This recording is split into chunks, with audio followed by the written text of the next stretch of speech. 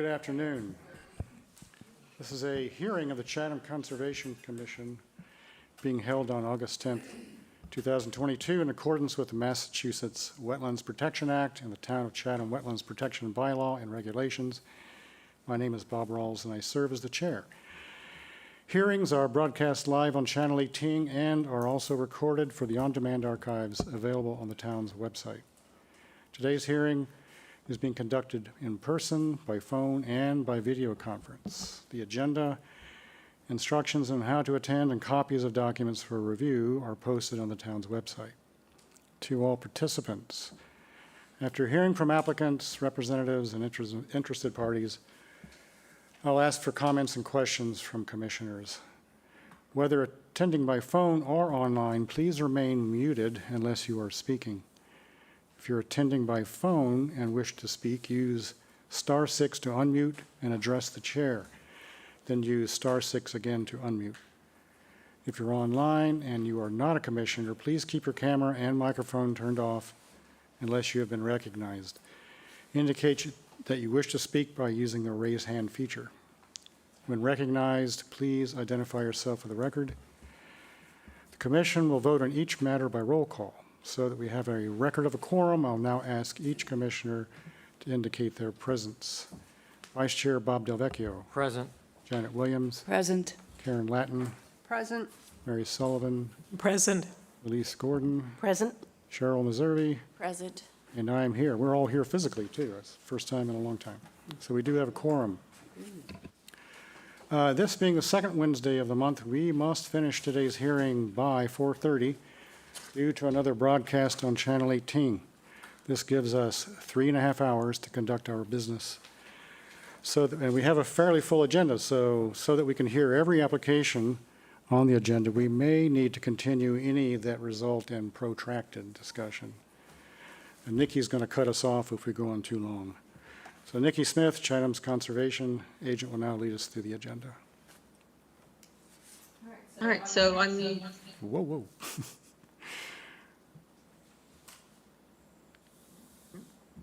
Wrong mic.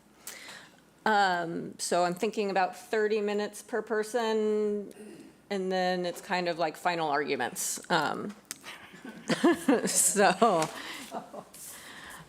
Just to give you the heads up. So the first one up is a notice of intent for 85 and 86 Capri Lane.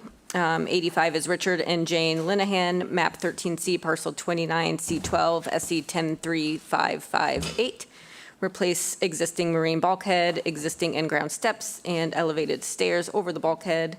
And 86 Capri Lane, Tama and John Andres, map 13C, parcel C13, SE 103557.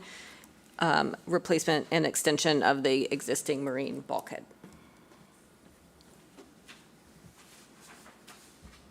Thank you. I'll try to be brief. I'm Bob Perry, working at 85, 86 Capri Lane. 85, Richard and Jane Lenahan are here. At 86, John Andres is here. And I think we'll try to discuss the projects in tandem because they are related, although there's differences. I was just thinking of opening this plan. I don't know if it'll show up on your screen, but we have a hard copy. When we were here a month ago, we explained the project, which is a replacement of a marine bulkhead at number 85. Number 86, it's an extension of a marine bulkhead, a portion of which is on the west side of the frontage with the pond. A month ago, I'll stick with 85 for the moment, we had a component of the project that was a reconstruction, replacement of in-ground steps on the west that went down to that small return on the long end of the bulkhead there on the west side. And there seemed to be some concern for that, and we had a discussion, and after reviewing that with the applicants, they decided to forego that. It's some activity that's not essential right now, and so the plan was revised to strike that, and rather than disturb any of that bank, I'm just going to leave those blocks, they're just cinder blocks, they're there, the ground is stable, it's not causing any trouble. And I think when the bulkhead gets done, a couple of them might be removed that have fallen, that are down by the return. But other than that, that's off the table. The restorative work at number 85, having responded to the comment about the beach grass would be overcome with the invasives, we discussed that again with the applicants. And there's a lot of invasives in the area. If you've been there, you know that it's on the west, it's on the coastal bank, it's behind them. And it can be very extensive. And this project started out to stabilize the bank by replacing the bulkhead. And it wasn't an invasives remediation native restorative project. And in reviewing that, while there's some interest in looking into that, there's no interest in coupling a project like that with this project. However, it's understood by the applicant that they need to provide stabilizing vegetation.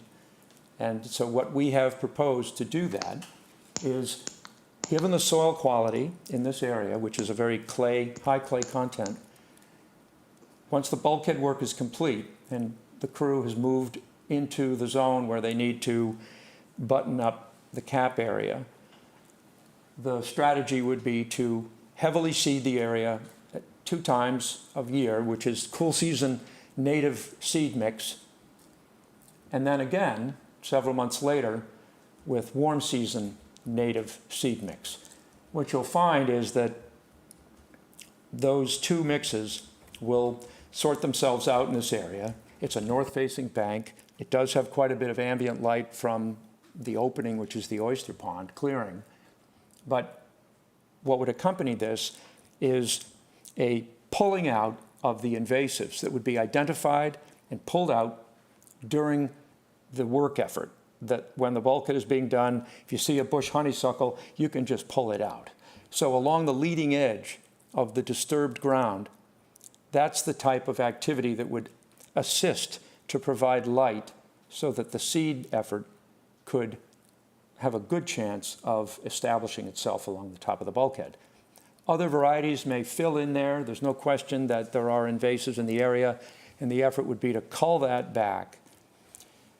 And ongoing, if it can be added to the order of conditions, would be an allowance to let the applicant prune that area, not for a view, because it's way down low, there's no view relationship to it, but just to prune along the top of the cap so that for the time that the invasives are pushing their way in there, that they can be controlled so that there's the best chance of having a grass crop, a wild native mix, both warm season and cool season, establish itself along the top of the wall.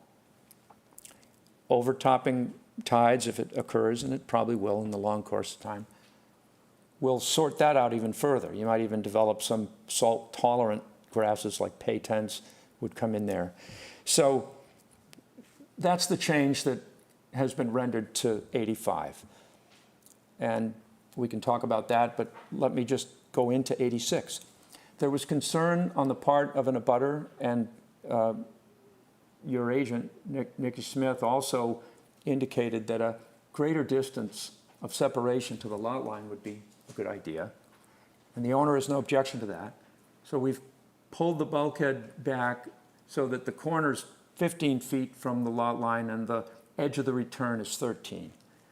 That's approximately a 10-foot change from the last plan. This is where we have collapsing land, and the subject turned to mitigation for the black cherries that are leaning out over the pond. I did have a discussion with the land management crew that's currently involved with the property, having to do with another project that's going on the opposite side of the house.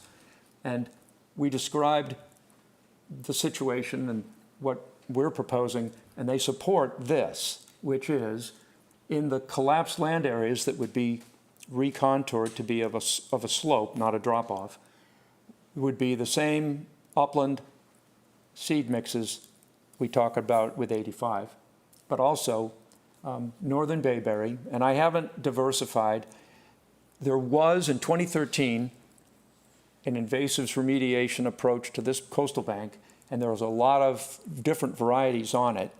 It's beginning to get a little bit more porcelainberry than you might like.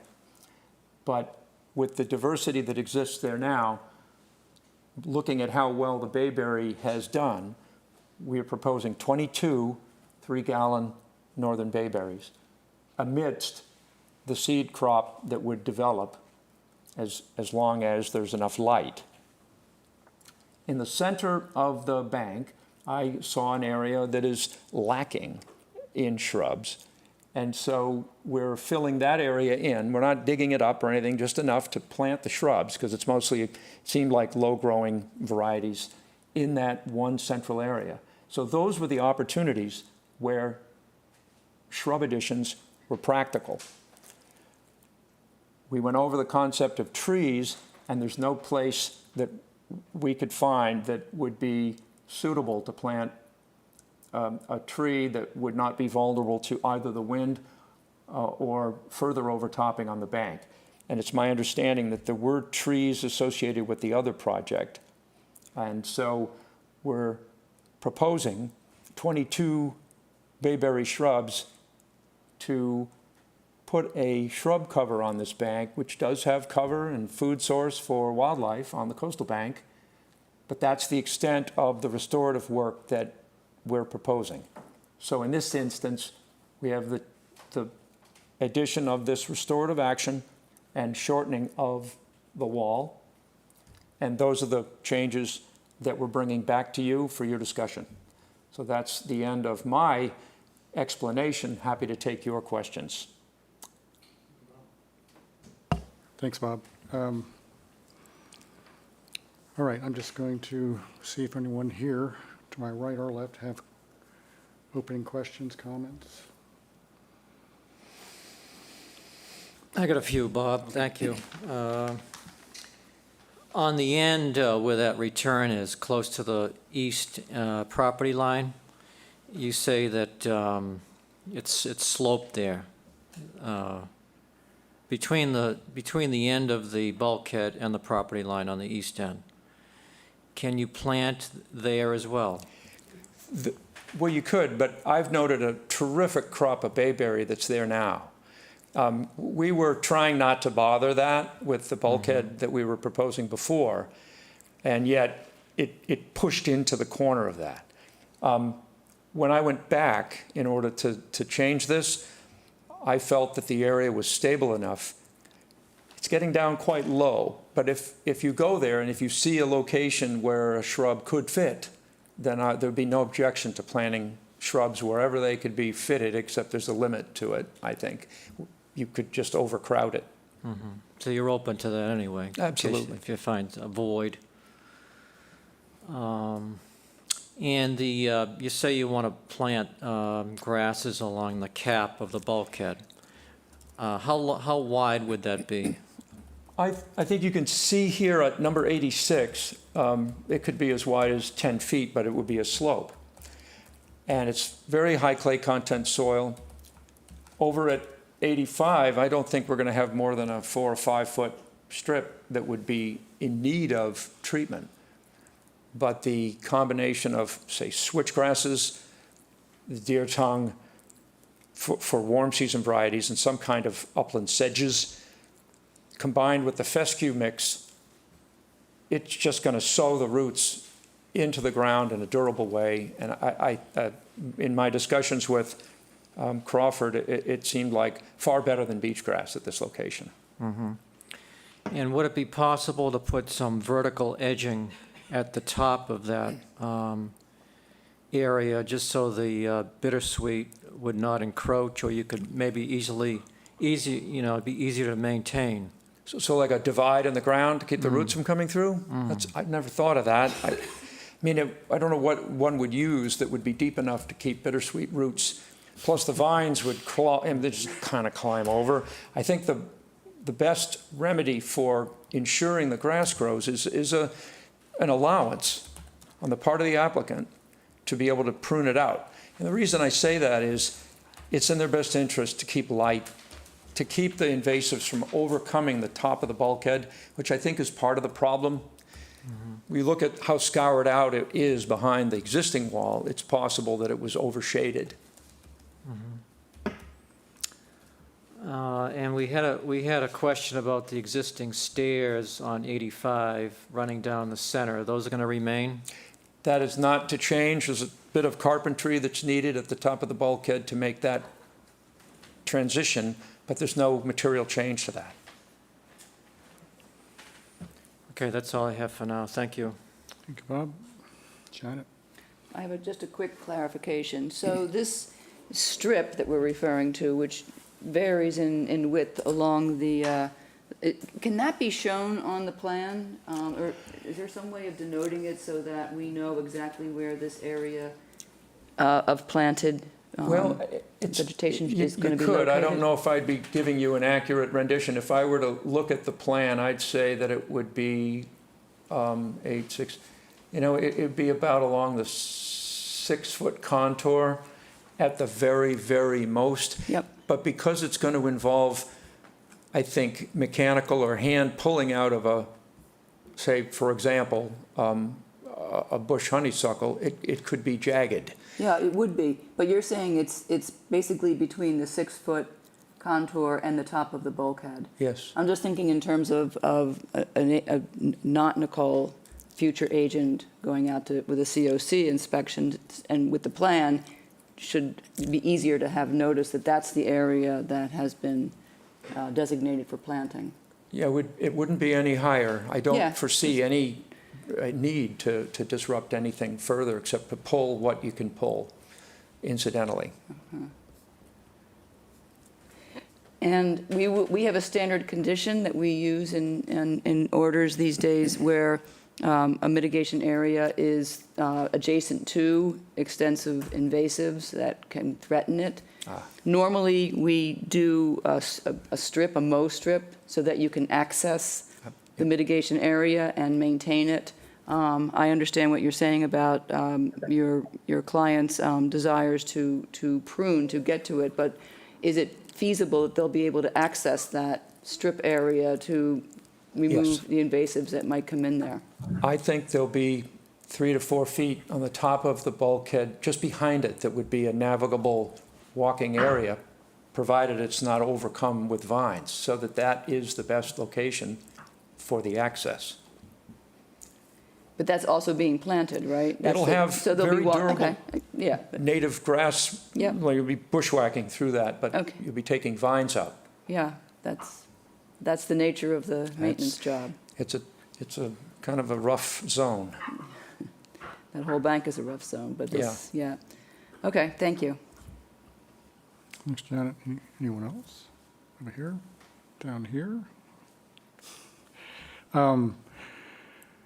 Did I hear you say, Bob, maybe you said this before, just to be clear, there was a mitigation project here I found an order of conditions from 2013. 2013? And there was an effort to remediate the issues on the bank at number 86. And there's a lot left over from that that's native.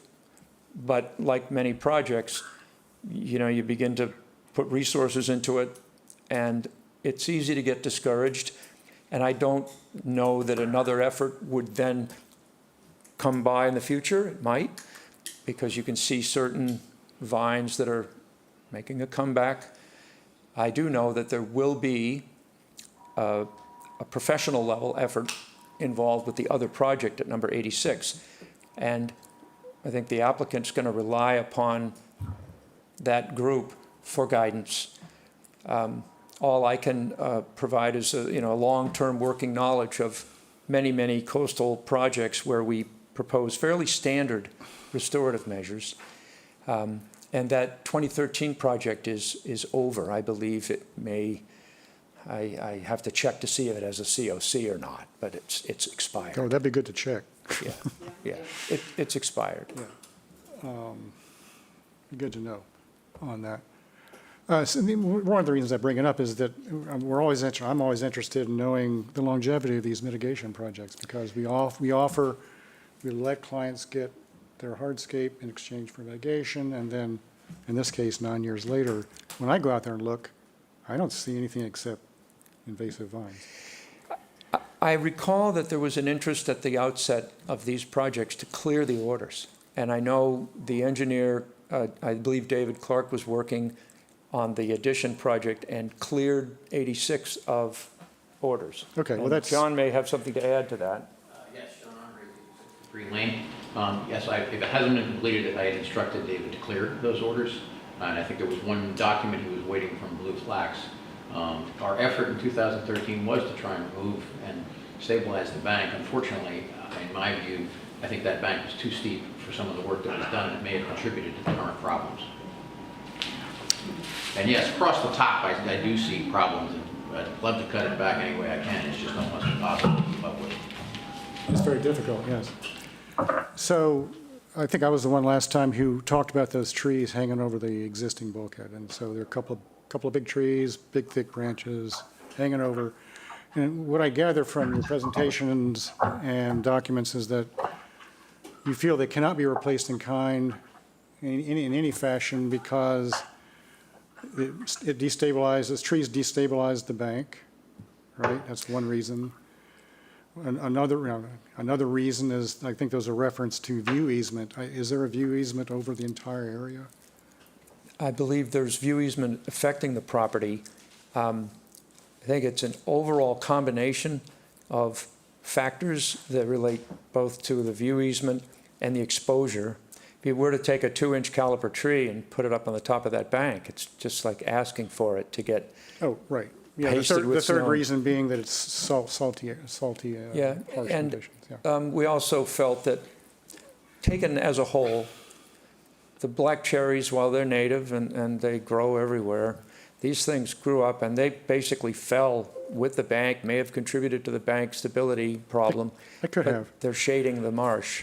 It's just that we're obligated, I feel that we're obligated to, in all cases, try to get one-to-one compensation for trees that are removed. And unless there's really no way to do it. And that's why I'm trying to rule out all these reasons that you've offered. And I think I could go along with them. I wonder whether or not over where the now bulkhead is going to end, maybe upland there, is there a spot for a tree or two? Because I We would have to- hate to leave the, I hate to not do it Right. and then have other people come before us and say, Well, there's you let them do it. You know? There's saplings that exist there. And there just hasn't been a wholesale identification of everything that's there. I would be wrong to tell you there's no location for a tree. It's just that the vulnerability of it, the value of it, I doubt we'd change our number. We think that the type of area this is it's getting some value from the stability improvement, but also from the bayberry and the other grasses that would create seeds and a lot of different levels of wildlife benefit. Trees, just for the sake of trees, one for one, it's great. I can't fault it at all. I've just worked with the applicant enough to know that it's difficult to find a location where you would plant something that could become a tree, because when it's a starter as a 2-inch, 3-inch caliper, it's all good, but these things get much larger in time. So then, does that breed a future problem related to the management of the property? But I'm not going to resist 100%. I mean, if there's a way to find a location for a tree, we'll look for that. Only if it makes sense. Yeah. Excuse me, I do have one concern. I was not Oh, yeah, I'm sorry. Yeah, you should have gone to the mic before. You should do it this time. Just Come on down. identify yourself. Yeah. Sorry. John Andres, 86 Capri Lane. I did not own the property when the house was built, but the order that was given, it's clear to me, there was a lot of concern by the neighbors about their views, and there are certain conditions about heights of plantings on the side of the house. And where you're talking about, that's the side of the house, that's the view of the neighbors. So I have a concern about putting trees in the path of view that I feel an obligation to try and preserve. Right, okay. So But as far as you know, there's not an official view easement in place. It's just that it's a good neighbor type of thing. It was part of the original order of the It zoning was, board. okay. It said Yeah. views Granted, are that not was on the being- west side. It was not on the east side, but I think it's kind of comparable. Okay, okay. Thank you. That's useful. I may have misspoke about the easement. I would just, based on a discussion, I've never laid eyes on one. Okay. All right. I guess that was really my only issue of interest here. The rest of it seems to be nominal. Anything else from anyone? Questions, concerns, anything that would prevent us from going to an order? Okay. I'll just chime in a little bit on the. Yeah, please do. I know Janet mentioned the stairs on 85, and she wanted, are those the stairs that you were talking about before, about Those are the ones that are being, Remaining. have been pulled off the proposal. in the center?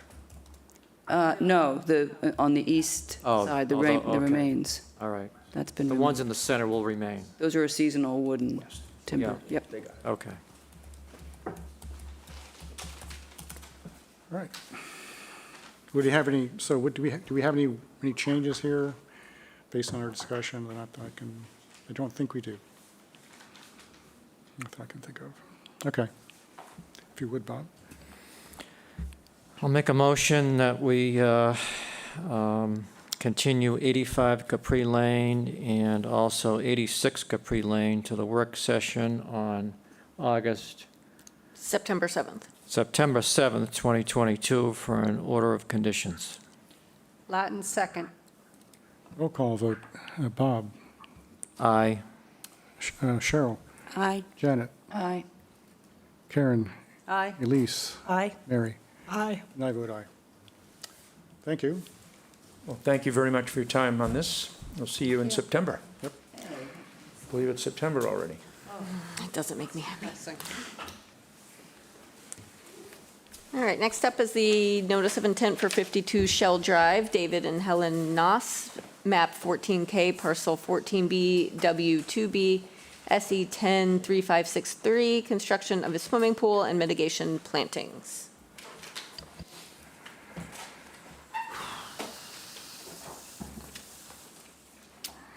Russ Holden from Ryder and Wilcox, and Dave Ganaus is in the audience, the applicant. Hopefully you have before you a colored stamped copy of the revised plan dated July 29th. This plan shows the requested revisions, pool, patio relocation, and clear delineation of the mitigation areas. You should also have a revised narrative and a revised coverage calculation. The pool and patio have been moved towards the dwelling 6.5 feet. This places the closest point of the pool 25 feet from the existing leach trench, which 20 feet is the minimum required. The north side of the patio has been reduced from 12 feet to 7 feet. The moving of the pool and patio and reducing the patio in size will bring the proposed increased coverage for the pool and patio to 709 square feet. That's 285 square feet for the pool and 424 square feet for the patio. The initial coverage was 1,246 square feet. It's been reduced by 537 square feet, or approximately 42%. Regarding the mitigation, the proposed areas total 873 square feet. The locations chosen were based on areas lacking in shrubs and well away from any potential mowing. One black oak is also proposed to replace the pitch pine that is to be removed. And I open it up for comments and questions. All right, thank you. Anyone would like to begin? Karen? I have to say, I'm very appreciative that the pool was moved further back and the patio was decreased. I think that that's terrific to have less of an impact in the 50 to 100. I also wasn't sure, I couldn't really tell, has the mitigation changed, and I didn't see on the old one, you had the black oak reflected in between 12 and 14, the numbers, and I don't see it reflected in that spot. So was that moved? No, it should be on that plan. I don't see, oh, it It's- is on, It's in green. yeah, but that's, oh, okay, that's right. This is the old, okay. Sorry, I was going backwards. So in answer to your question, the mitigation, we removed Right. 3 areas of mitigation because we Okay. could reduce the amount. No, I'm very pleased with the fact that you have listened and did move everything back a bit. I think this looks like a much better option, so you. thank you. Thank you, Karen. Anyone else? Janet? Thank you, Bob. Russ, so I'm looking on the plan for each of the mitigation areas, you have a number next to it. Does that designate the square footage of that? Yes, and those numbers should not have been on the plan. I should have frozen that layer, and I didn't. But Okay. it represents the square footage of that area, yes. But it adds up to more than 873. Well, there's 2 numbers there that represent what we removed, and I didn't delete them. I kept see. them for, So it is 873. it's That's the 873. right number, yeah. okay. Yep, Which, so- that should be the combination of the 675 and Yep. 162. Yep. Okay, so the 170, I'm going to, Yeah, I noticed today that I had Delete left that those and numbers on delete the the plan, and I 100. apologize for that's that. okay, just as long as I'm clear. And we had this conversation before, so I'm not going to go into it again, other than to underscore that because you have 2 separate mitigation areas, one quite small, it makes protecting, demarcating those a little bit more challenging, but that's what the order will require. Just to discuss that a little bit, the one area is pretty much maxed out, and we ran out of area to put plantings in. We needed at least 100 more. And the Ganasses have blueberries growing around that area, so to be contiguous with the existing vegetation, we thought that would be nice to put some more blueberries in that area. Okay. And that would be the only area that would need to be marked, because the other area to get a lawnmower up there would take a lot of effort. Because that's got dense vegetation adjacent to it? Adjacent to Yeah, it, it does, okay. And that's all good native vegetation, as I think we Yes. talked about, okay. Okay, thank you. Thanks, Janet. I just got something small. On the construction notes, number 1, it says no herbicides to be used on subject lot. It actually should read no pesticides to be used in resource area.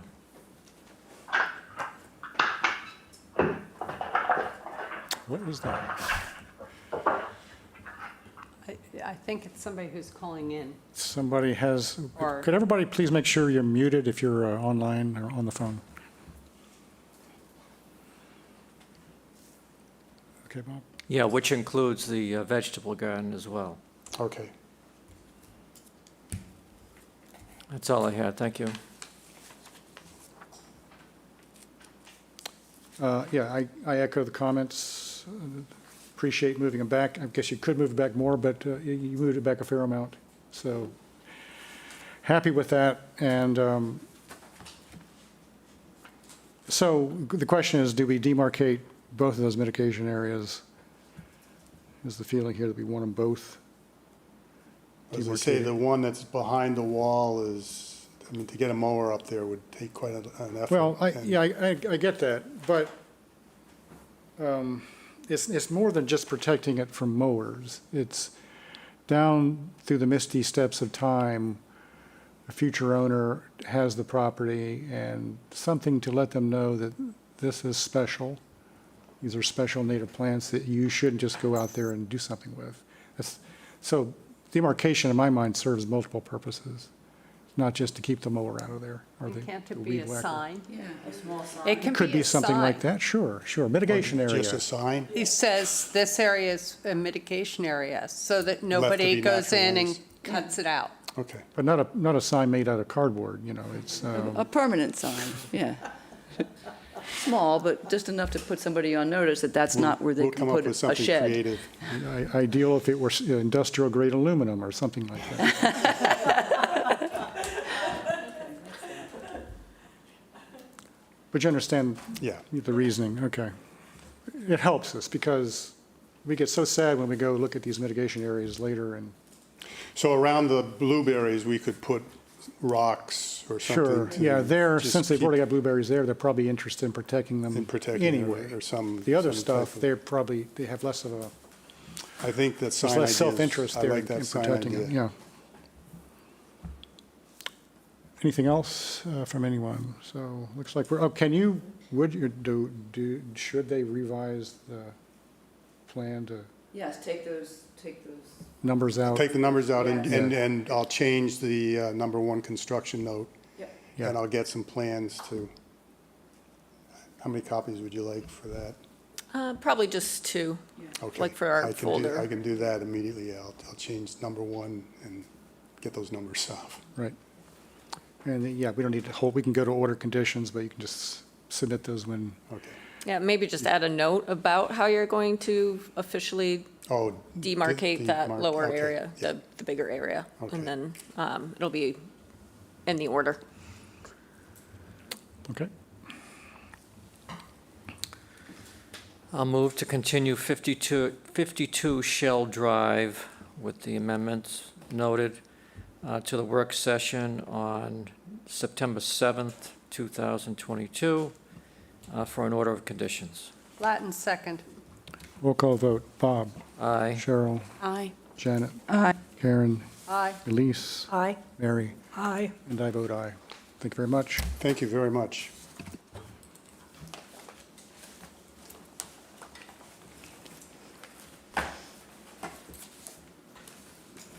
All right, next we have continuances again for the 75, 59, and 27 Talippi Run. Those were the proposed rock revetment, reconstruction, return extension, elevation extension. Those are continued to, or are requesting to continue to August 24th. And I believe that is in order just to get Greg Berman's thoughts and opinions. So just waiting for him to submit that. I believe that he was pretty confident it would be here by the 24th. So if we could just have a motion to continue those three? Make a motion that we continue 75 Tilippi Run, 59 Tilippi Run, and 27 Tilippi Run to the next hearing on August 24th, 2022. Latin second. Roll call vote. Bob? Aye. Cheryl? Aye. Janet? Aye. Karen? Aye. Elise? Aye. Mary? Aye. And I vote aye. The next notice of intent is 170 Main Street, Daniel and Catherine Ward, map 17C, parcel 33, SE 103566. Proposed new foundation with an addition and new subsurface sewage disposal system. Good afternoon. David Clark, Clark Engineering. Also have Andrew Garrelay from Yarmouth Port Design Group. I think Bill Riley might be on the line. The wards have a project here where they would like to put a new foundation under the existing dwelling. And also, while they're doing that, it affords them the opportunity to do a small addition out the backside of the house. When the Wards bought the property, the existing septic system was in failure. The primary reason why the previous owner sold the house, they didn't have the resources to upgrade. As you can see from the design, it's quite an undertaking. So the Wards took on the responsibility of upgrading the system. I imagine most of your thoughts are on the septic system and the retaining wall, so I'll go through that first. The Board of Health just changed their regulations back in June. There used to be an exemption for straight upgrades for Title V for systems located in the floodplain, that they didn't have to meet the more restrictive local regulation. And that regulation is that the finished grade over the septic system cannot be any lower than 1 foot above the floodplain. And that's been on the books with the Board of Health for 20-plus years, but there was always an exception for existing homes. They took that out in June. And they also added the language that no variance could be requested for that. This is where we're at.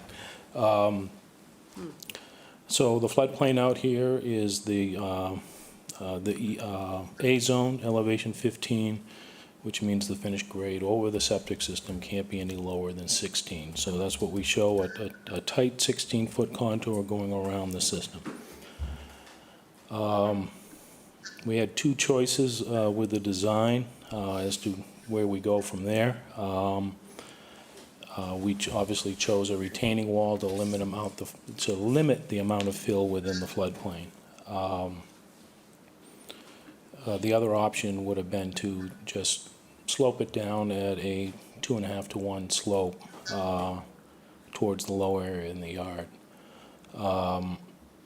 So at its highest point, this wall is 10 feet, and it extends from the northeast corner, off the northeast corner of the house along Andrew Harding Lane, then around the leach field, and then back to the southerly property line where it's required to retain the fill for the septic tank.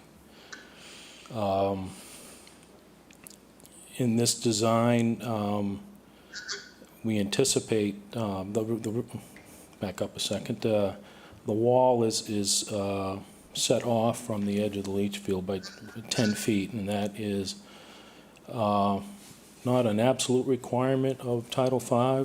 They don't use the word shall, they use the word should.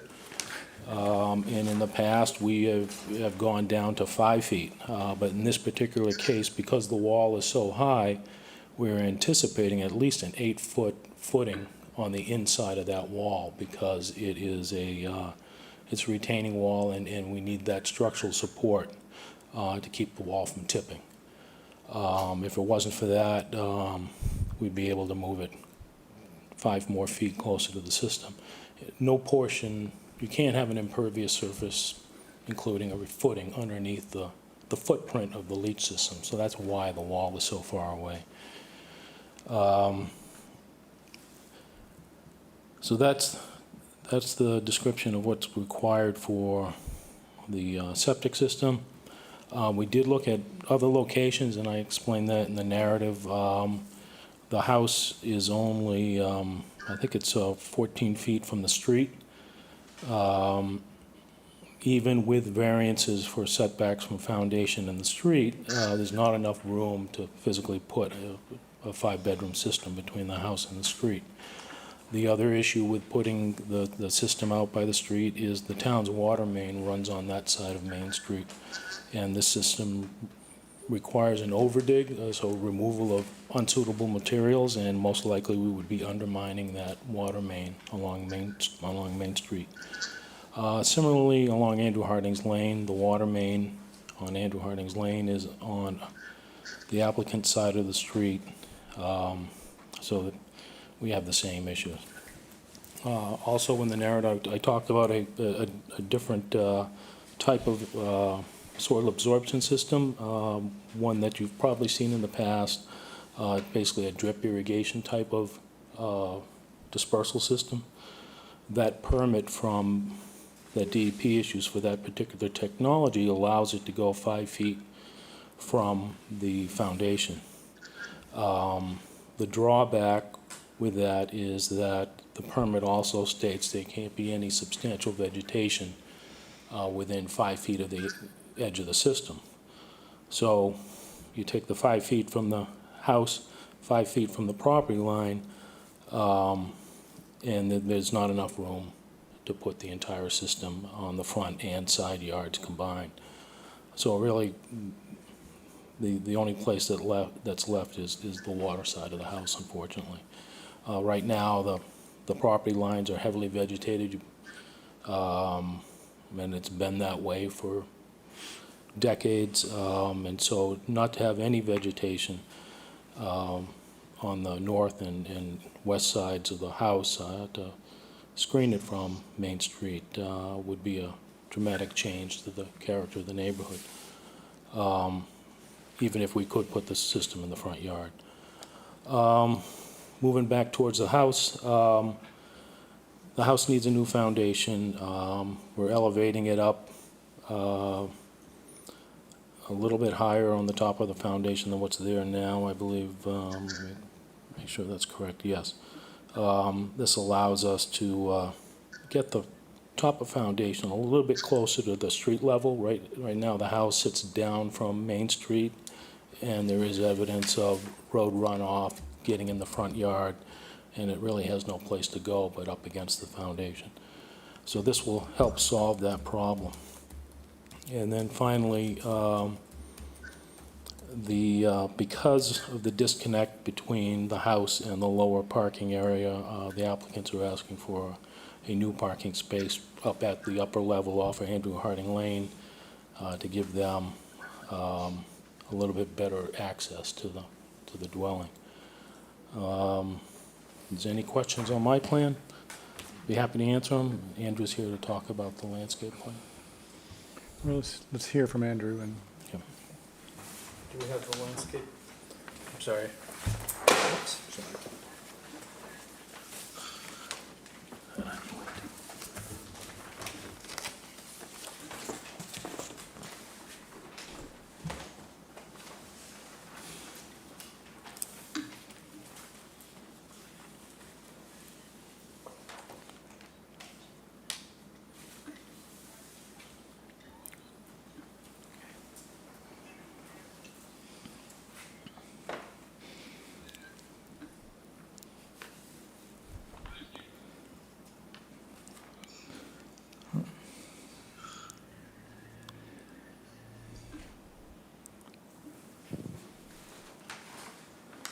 I'm sorry, while we're waiting, Okay, I'm sorry. I just had one quick question sure. for Dave, and that is, what other approvals are you looking for?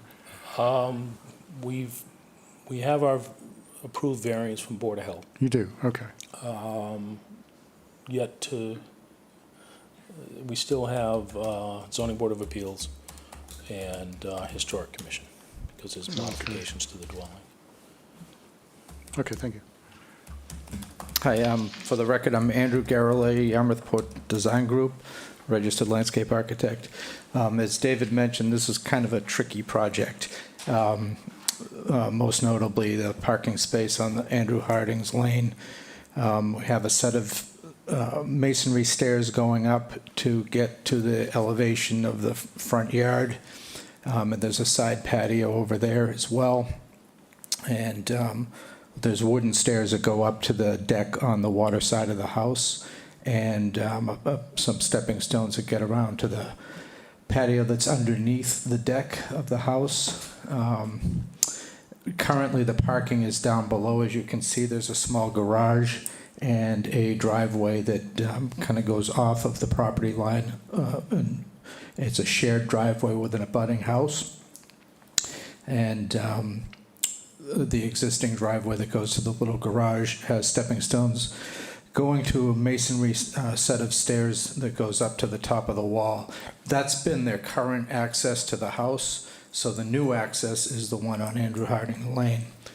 Also, we had to get the air conditioning units and a generator within the zoning setbacks. So there you can see toward the bottom of the page, near the stepping stones that come up from the garage, you can see that there's a little area with the AC units and the generator pad.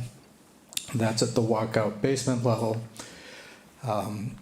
There's a patio that's above a wall that is on the south side of the house.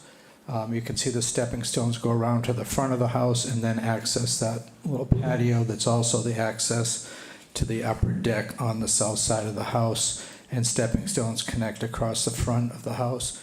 The front door in the center of the house facing west has stepping stones that go out to the street. That's where the walkway exists now. It's actually done in a boardwalk ramp, if somebody I think had handicap access there. And there's also another opening that exists now further to the south through the hedge. And that's all an existing privet hedge. I think it's probably going to have to come out for the construction. And they would like to keep it or replace it. But I know it's privet, and I know it's within your jurisdiction, and we will likely have to change that. And I'll defer to you on that. They're kind of hoping to keep it because it's kind of part of the history of the house, but as I said, that's up to you. Rather than a front lawn, because we have both the hedge and we have the house, it's going to be extremely shady in the front as it is now. So I have Pachysandra and some hostas growing in there instead to try to be a little bit, have a little bit more viability and a better survivability in that area. Around the house, we have some typical foundation plants, and on top of the wall as well, some small ornamental grasses, and some perennials and some small shrubs. Trying to think what else. I think that about covers it. Of course, we have mitigation calculated out and doubled because we're in the flood zone and in the 50-foot to the coastal bank. So the mitigation is rather large because it's 2 times the expansion area. Okay, thank you.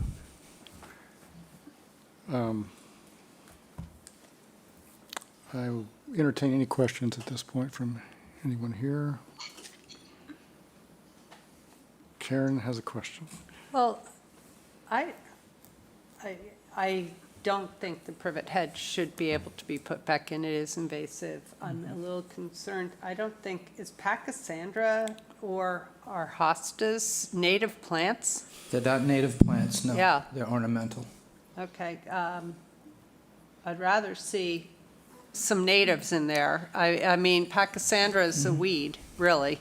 It'll just keep going and going and going and take over everything. I don't know if that would be correct. Would you call Pachysandra an invasive plant, Bob? I would call No. a non-native ground cover. It's a non-native green ground Yeah. cover, but we have an extremely shady situation. So I would be happy for a suggestion on what we can use for a nice, good ground cover in that condition. Well, I think in general, we're relying on your expertise. Yeah. We're My just, expertise tells me there's not much that's going to grow there. no shade-loving native ground covers. Okay, well, Why is it so shady? Are there trees It's- that I it's a- don't remember? It's a very tall house, and it's a tall hedge in there. Okay. And they're very close together, Well- so it's a very narrow space. But if you're not replacing the hedge, Well, if then we- it wouldn't be as shady. That's, Well, if we don't put the hedge back in, they still want to have their privacy because it's a very busy place right Right, there, and they're it very is. close. So they would change the privet to winterberry holly and allow it to grow tall. And I've discussed that with them, that was going to entirely be a possibility. okay. I think I like that better. Yeah, and I do too. I agree, and I forewarned them, but they asked me to try to keep the privet, so I tried to keep the privet. But I'm certainly not going to fight you on that because I agree it should be the winterberry. Can you speak a little to the patios? There's quite a bit of it. From what I see, there are possibly 5 spots you're putting patios. I think one's a patio. There's. I'm sorry. How they're going to be laid, are they? They would be dry laid, but Okay. because they're slope, they're being retained from the bottom, so the edge of it would be mortared, just the edge stones, and then dry laid in the field of it. There's one to the south, And that really is the transition from the front yard grade to the deck that goes around the back. And then there's one on the north end of the corner of the house where there's a door that goes into the house next to the chimney. And then, of course, underneath the deck, I'm sorry, as well, underneath the deck. And you said the driveway is shared with another property? On the east end of the property, their current driveway comes in at the extreme east of the property. You can see the driveway that's Yeah. there now. And you can see the dashed line is a property line. I'm just going to step over there for a minute and point, excuse me. I do see the property line, and I do see the driveways in the, So it comes in like this, and the property line's like that, and there's a house here that, I think it's here that shares it. So- oh, okay, that wasn't Yeah, obvious it's, to me. it's kind of a very awkward situation. And so as a result, they need a second place because it's a very large driveway. That driveway coming in, Yeah, the existing driveway? yes. It seemed very large to me. It Well, could it's fit all being quite a bit. changed to mitigation down there, except for that narrow, straight-in driveway that goes straight to the garage. They use the existing lawn down there now for overflow parking. Yeah, So Right. they're losing all that now. yeah. Yeah, they park in where the mitigation is shown. So that's all gonna be converted from grass and compacted soil from the cars to very densely planted Right. wildlife habitat. And the other driveway is very minimal, the one that, the new proposed driveway, that's just so they can get the groceries in the house without going up all those stairs and then having to either go into the basement and come up or take the pathway around and going uphill to get to the front of the house and then in that way. She just wanted a place where she could bring the groceries into the house, so that's why we have that side entry driveway. I don't know. I think for now, I'll let it- somebody else Is that go. it for now? and then- Okay. Janet? Thank you, Bob. I just have two material questions. So that new parking area, what is the surface? I think I called it out, maybe I didn't. I'm It would be a 3/4 inch gravel driveway. Gravel, yeah, Yeah. okay. I just want to make sure. We're required to have a paved apron. Yeah, you can see on the end. The asphalt apron, yeah, and then the paved gravel. apron, Yeah. Yep. And I see on the plan, had answered my question about access from the wall area down to what will now be the lower part. And it seems to be a set of stairs. Yes, And what are they made out of? that would be masonry, just as the wall is. Masonry. All Okay, thank you. calculated into the I have to say, mitigation. I'm pleased to see the replacement of all of that lawn area with all of this mitigation planting. And the privet as well. The privet, yeah, I mean, I understand up and down the old village of Chatham, it is privet, privet, privet, but, we can do what we can to try to evolve beyond I don't know privet. if you've ever seen at the end of Oyster Pond, there's a hedge of winterberry that I did in a plan probably about 6 or 7 years ago, that in the wintertime, it's pretty striking with all the orange That is my berries. favorite winterberry hedge in town, second only to the winterberries out here by the annex, who also have the same amazing display in the Yeah. winter. So come to my house and Okay. put some of that in, please. That's great. No, thank you.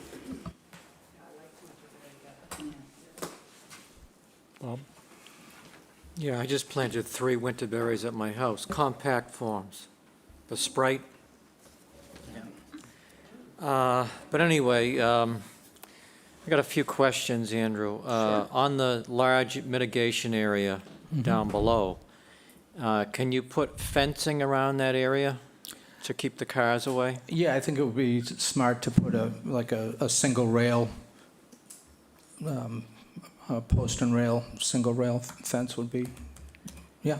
Okay, and existing now, we have Rosa Rugosa Yeah. on the north end of that. Will that be Correct. removed? That'd be removed, it would have to be, yeah, Root system and all? yeah.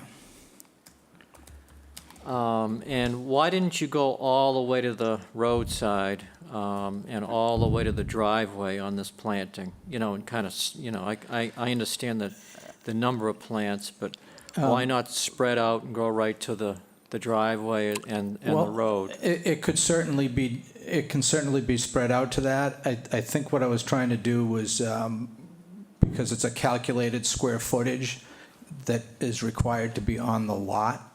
So I showed what I did before I put the plants in, I calculated the area, and that was showing the area on the lot, and then I infilled my hatching. So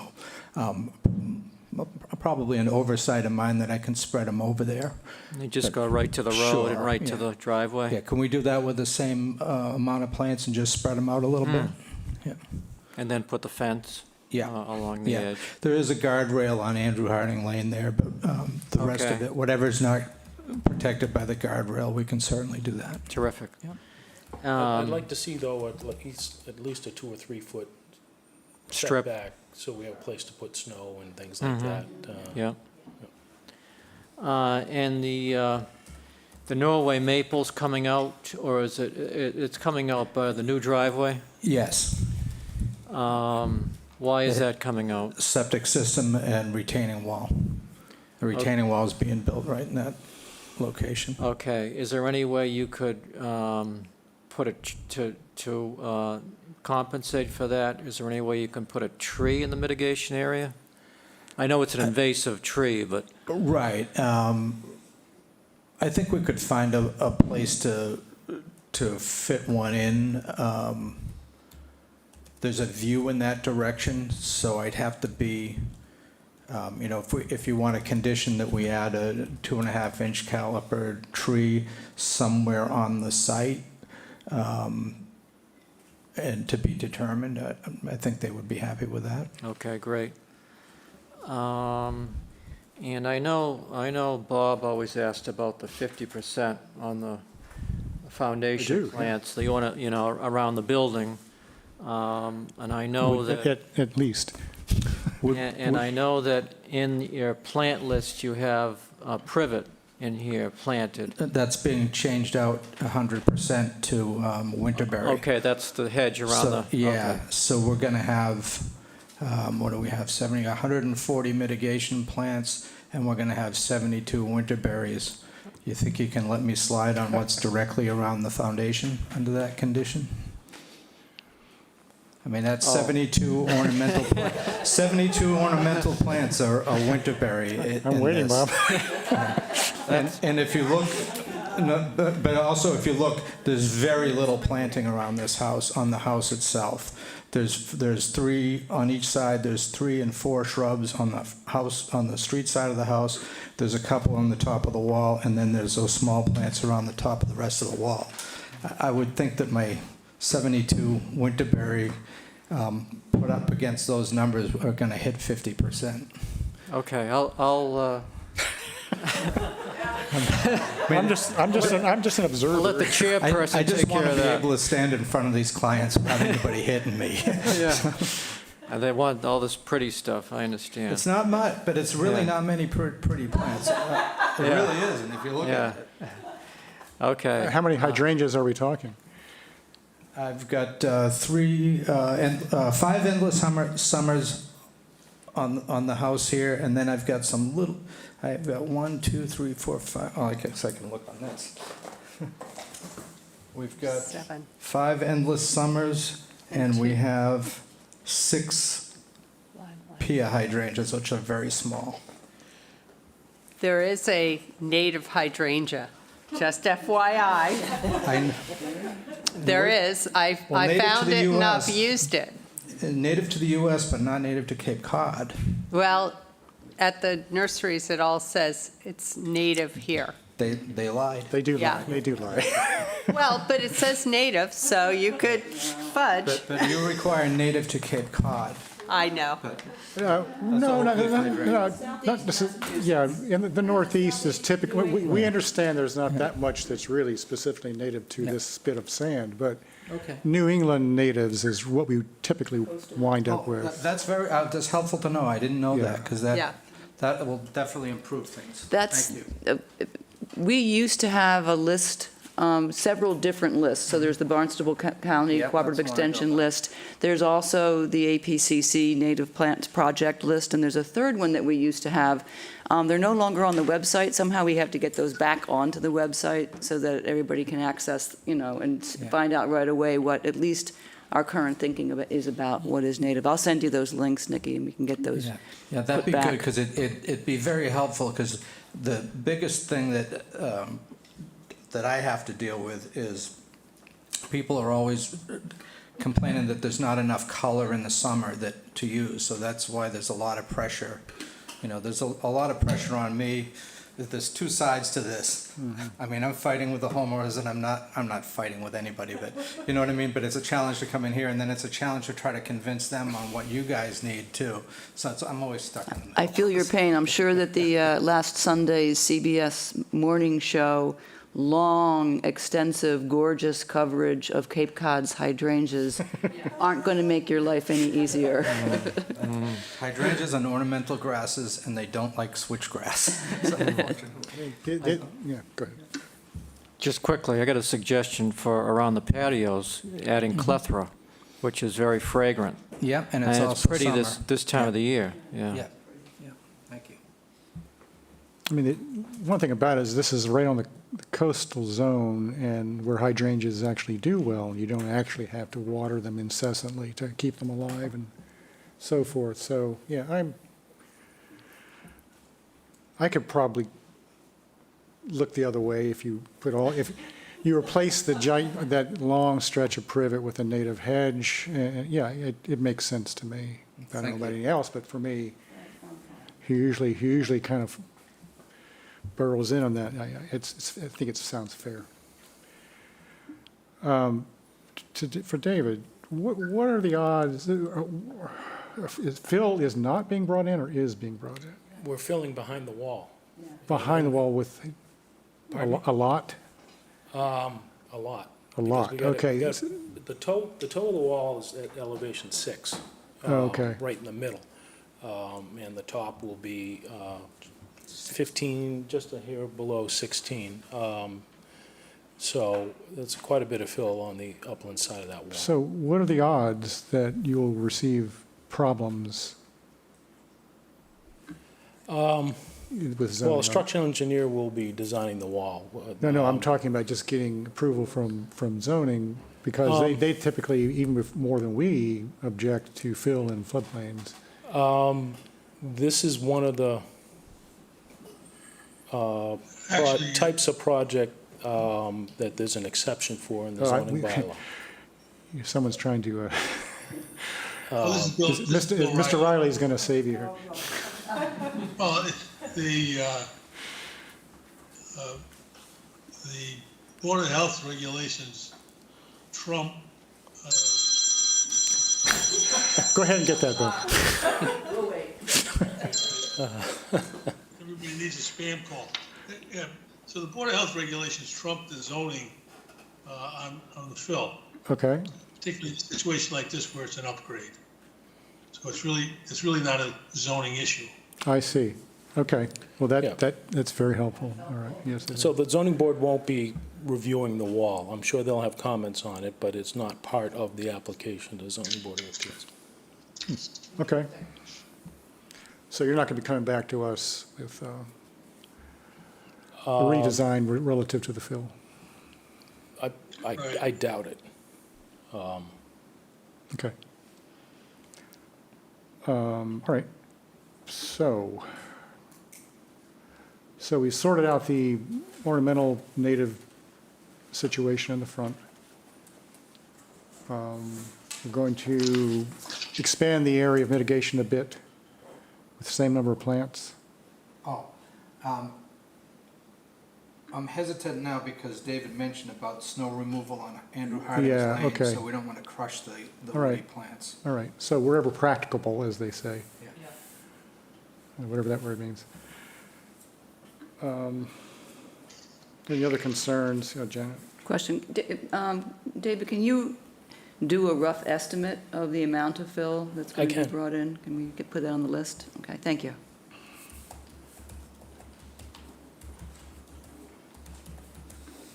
yeah, it's due diligence to have that.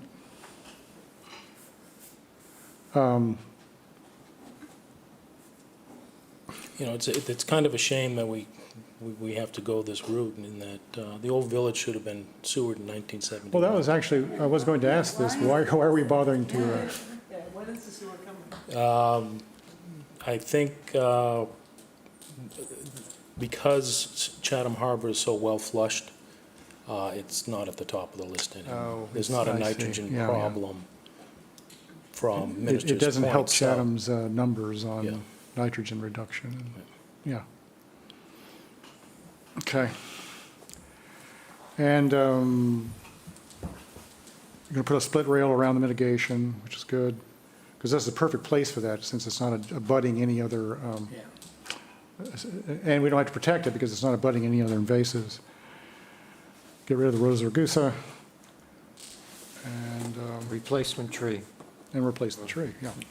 I didn't mention it, but it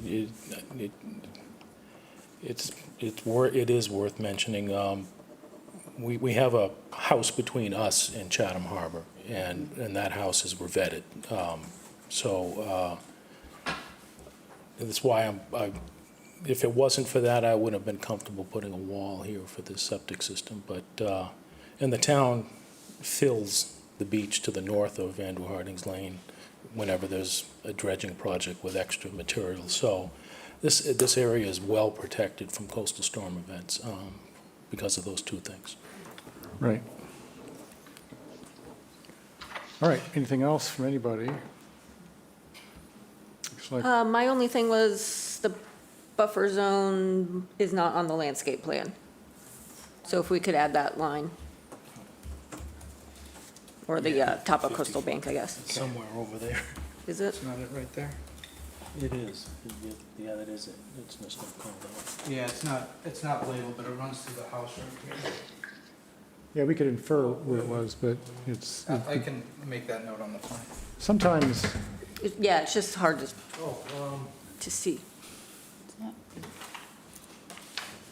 Is it on David's plan? It's on David's, but it goes kind of through the deck and porch area. That's actually the top of bank. Yeah. Oh, okay, so I do see it on I see the So- triangles on, through the porch area. And the 50-foot line is out in Main Street. Yeah. That's what I thought. Oh. Yeah. Okay. Okay, but no, I couldn't, yesterday I could not find it on the landscape plan, but now I see the top of Banks. Okay. You see the top of mine? Yeah. It's the like spiky triangles through the deck over patio section. You know, All right. I might have had an old line on there that Wendy took off, so we can get rid of that. And we did file with Natural Heritage, and I believe you have that letter saying that we were yeah. actually exempt, and they gave us our money back.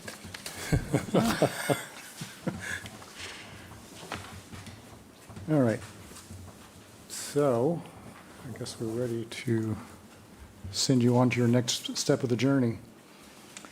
Make a motion that we continue 170 Main Street to the work session on September 7th, 2022, Latin Oh. second.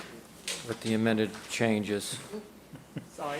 It's all right, it still stands. Yeah, Latin second. Roll call vote, Bob, Aye. Cheryl, Aye. Janet, Aye. Karen, Aye. Elise, Aye. Mary, Aye. and I vote aye. Thank you both. Thank you. Good luck. Thank you. I'll get that plan into you, Nicole. Sure. Sounds good. Thank you. See you.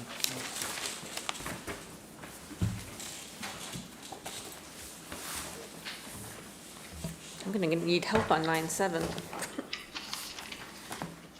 Doing pretty well.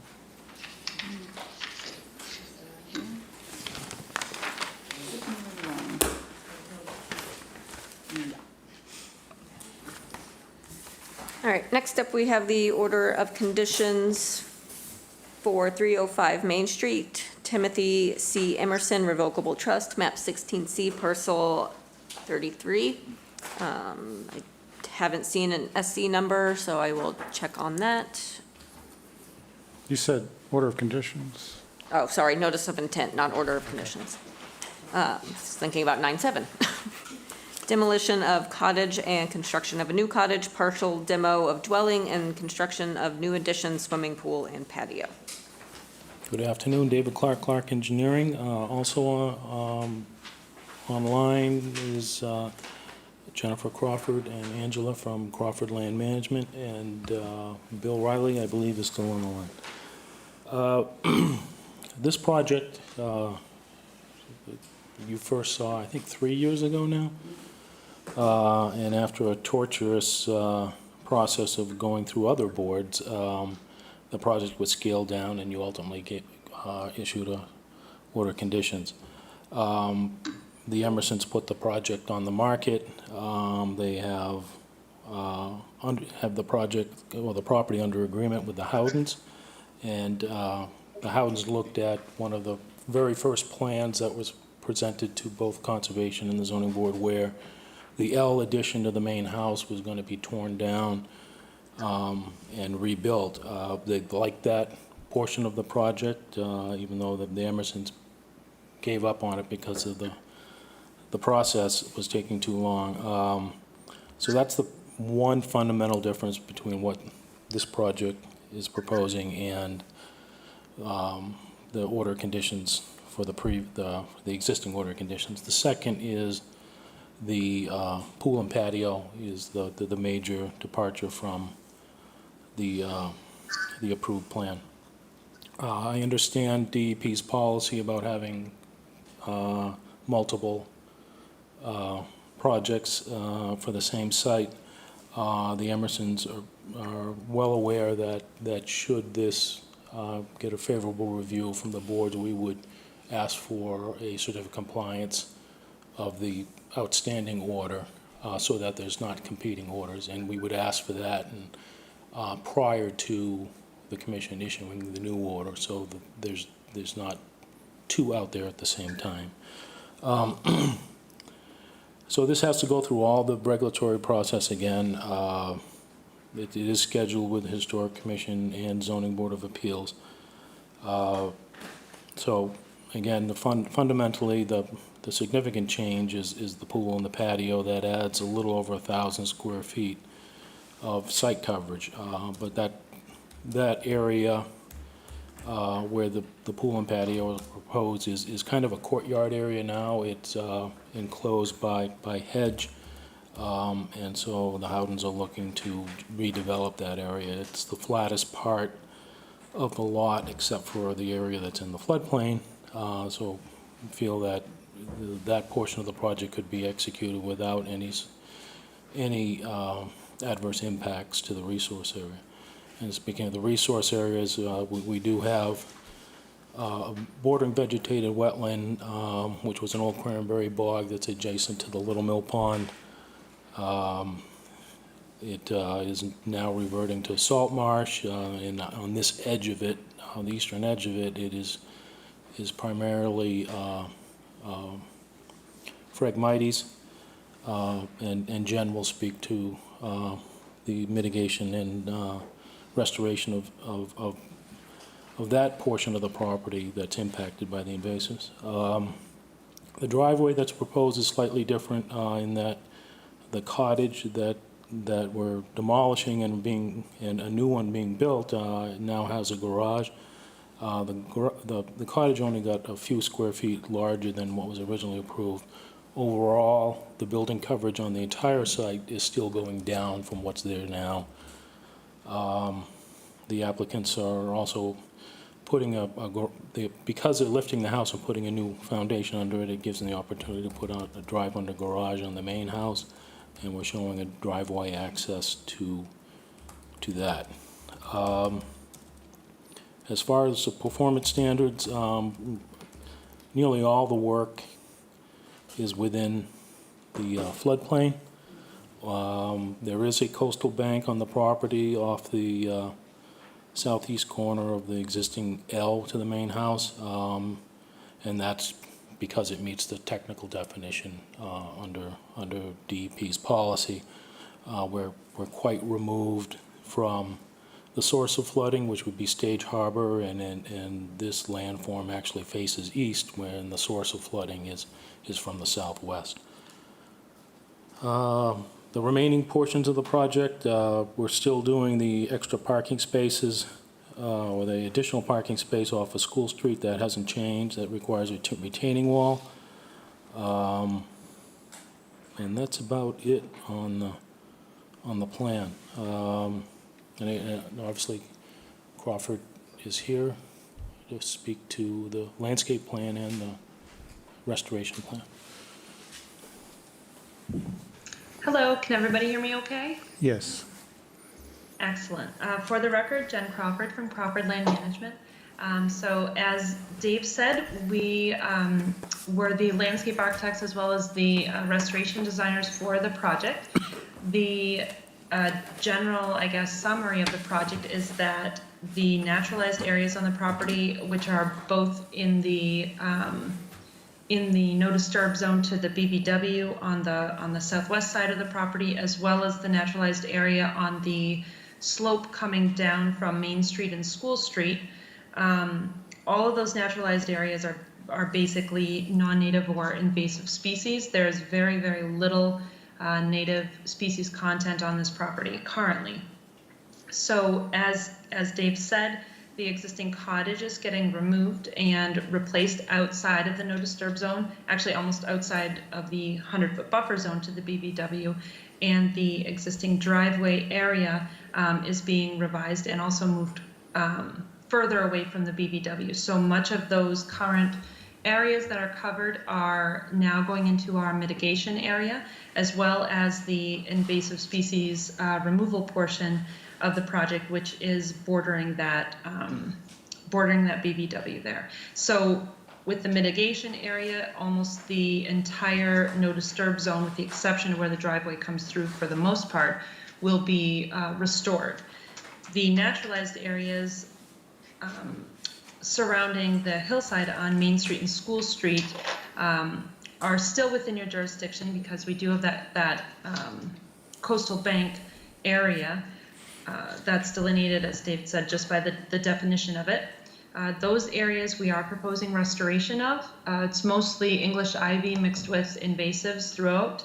So because this is a project that we are trying to get the permits for that restoration area, we did indicate on our plans a typical planting plan, so to speak, or a renaturalization plan, as well as a restoration plant list. But we also noted that we would be, if this moves forward in an approval track, we would be reviewing the quantity and sizes and more specifics of that planting portion either with the agent or coming back to you with a plan for that area. But the mitigation portion of the project is completely planned out and specified out for your review. With that being said, the landscape area is actually very simple. The stairs and pathways that you see basically provide access to and from the entry points around the house. There's really nothing complicated about them in terms of where they're going to or from. It's just simply needing to navigate the various slopes on the property. And with that, I'm just going to open it up to questions. Okay, thank you.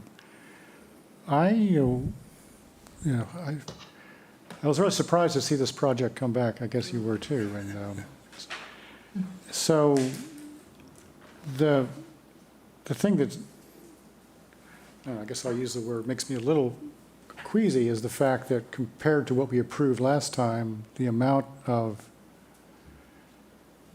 increase overall coverage is much more than last time. So that's something that we have to come to terms with. And I don't know where I am with that at the moment. But I want to, Jen, I'm not sure if I followed your discussion of the non-mitigation area plantings. What is it that you envision there? And again, why are the quantities not there and so forth, and the types? So for the restoration area up against the hillside on Main Street and School Street, we just honestly, we didn't want to go through a specific process there with the client, a design process with the client, if it wasn't something that the commission was Oh, I see. going to find favorable. Okay. So we did give you an indication of species lists, which are all native. We just didn't go through the arduous process of identifying quantity. Quantities, okay, I got it. But they will all, I wasn't entirely clear, but they will all be natives. Okay. Yep, yeah, What- we included that in the restoration plant list as opposed to the mitigation plant list, which is Yeah. different. Okay, so, and then for the areas that you identified as landscape planting, I assume Yep. those would not be natives? We just put on our plan that it would be to be finalized prior to installation with the conservation agent, but I think that we have a pretty good understanding of what the commission would be looking for in terms of being as native as possible, and if not to Barnstable County, then most certainly to the Northeast region or Massachusetts. And given your previous discussion on other projects, that was helpful information. Okay. You talk about a privet, proposed privet, and, you know, I guess if you were listening to the previous discussion, you may be anticipating problems with that. Why privet? Just because there's privet elsewhere on the street? So there is an existing privet hedge, mostly around the School Street side, up at the top. So the thought for privacy, because the house is so very, very close to Main Street, is that we would just simply be able to continue that in the same vein, and it is within the historic district on that side. So we just continued it. Okay. I just want to speak on that. Okay. Because there is an abutter letter, and I'm just trying to find where I put it, regarding privet. All right, there it is.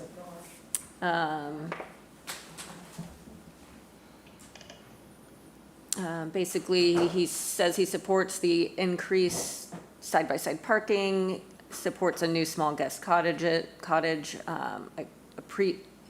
I appreciate the retention of the privet hedge along School Street. Historically, the hedge has been kept at 5 feet, and we hope that height will be restored. The old historic village district is designed to preserve the streetscape. Until the last few years, when the hedge was allowed to grow so tall, the view as walkers, bike riders, and motorists proceed on School Street have been the same for decades. Part of the old village charm we collectively strive to preserve. Yes. That to the, you know, if the author of that is listening, we on the commission object to using invasive privet hedges where we can make it, or we can change that out, we do. So it is an invasive species, so that's why we're hard on privets. And then he also just mentions that they've always enjoyed a view of the marsh until the growth of the hedge. So the spacing of new trees and height of new plantings. And the height of the cottage, they're just slightly concerned about. But I think the cottage is, I think what I heard from zoning was that they were fine with that. But they just do want to maintain what view they've previously enjoyed, which means, I guess, keeping whatever hedge is determined to go along there at a reasonable height. So that's just the abutter comments. Yeah, I don't know if you've talked with the abutters on this. I haven't had discussions with the Okay, butters, yeah, maybe you, at some point you should, to get a sort of understanding of the height that they're looking for, but and maybe to convince them the privets are bad.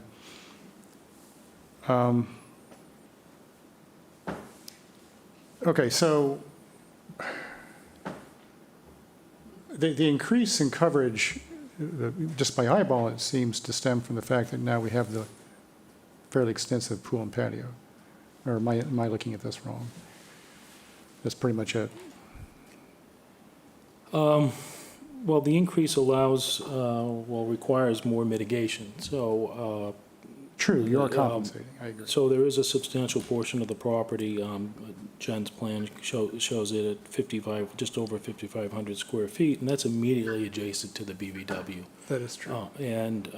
So we're basically restoring the VBS next to the, where it counts, next to the BVW.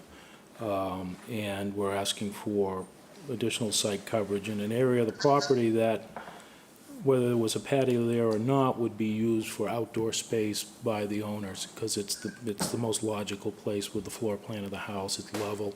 So whether there's a patio there or not, they'd be using it as a formal outdoor space with chairs and umbrellas and tables and things like that, with no, obviously with no surface. But one of their goals was to have a pool, as with everything you see these days. Everybody, right. So that's where we're at. Okay, all right. All right, I'm going to step back here, and I'm going to step back and let others have their way. If anybody's there. Chairman, Hello? yeah, Bill Riley. All right, Bill. Yeah, Bob Lear had his hand up. I don't know if he still wants to address the commission. I- You were asking. I do have my hand up, and I would be glad at the appropriate time to talk to you. Okay, yeah, I forgot to log on, so I didn't see it. So, okay, yeah, please go ahead. Okay, I live across the 296 Main Street, which is directly across Main Street, as opposed to Mr. Miller, who's directly across School Street. I share his concerns as to hopefully maintaining our view. I do have a question for Jen. There are some dead trees of some sort completely covered with vines, roughly where the little past where the existing privet hedge is, and I don't see anything about removing trees or what might be happening there. Are those something you're planning to get rid of? Bob, are you talking about kind of in the corner there where School Street and Main Street meet, or are you talking about down below? Up at the sidewalk level on Main Street.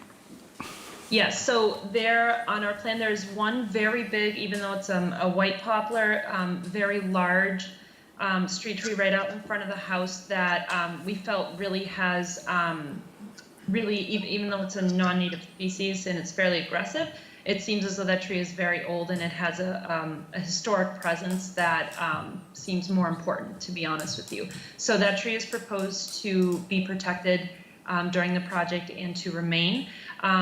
We did not, even though we're not showing them, our intent for the trees that are closer over to the intersection of School Street and Main Street, you're right, they are covered in vines. I believe there was an English oak. I don't remember what else is in there off the top of my head. They did not make it on our plan, and they should be, to be called up for removal because I don't believe they were on the survey, so that's an oversight of ours, but our intent would be to be able to remove those, and then we have other trees proposed for replacement a little further down the slope, native trees.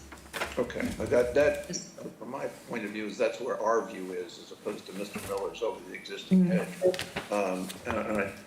Well, I can't speak for him, but I don't think either of us would be worried by inkberries as opposed to privet. But I would like to take you up on somebody's offer that you meet with the abutters, and I don't need Mr. Riley there necessarily. Thanks a lot, Bob. And just we can see if we can have some input about the heights of things. That's pretty much it. Otherwise, I think your plan's great. Thank you. But I'll see about it historic. I'm just talking about the landscape. Yep. Thank you, Mr. Rawls. Yes, thank you. And sorry, Bill. All right. I can get those trees on the plan. Yeah. Originally, we weren't doing any work over there, and I think the previous mitigation plan did call them out, one of them to be removed because it was in such poor shape because of what was growing in it. But we'll get those on the plan, so it's on the record. So just while we're talking about removing trees, that we always want to have a sense of the replacement ratio here.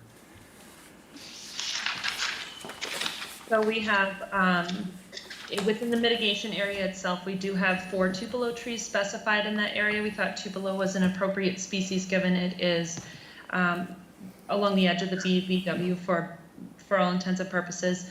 There are currently no trees within the vegetative buffer strip that's there. So I think that that's a good addition. And then we have,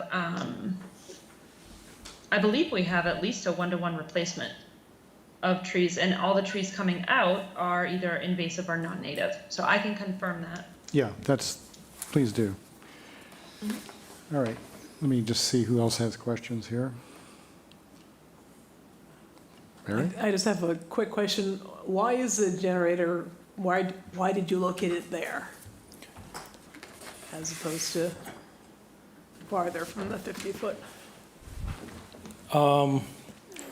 We were trying to be respectful to neighbors. We didn't want it up against the westerly property line or on the Main Street side, where I think it might require a variance because of the proximity of the house to the street.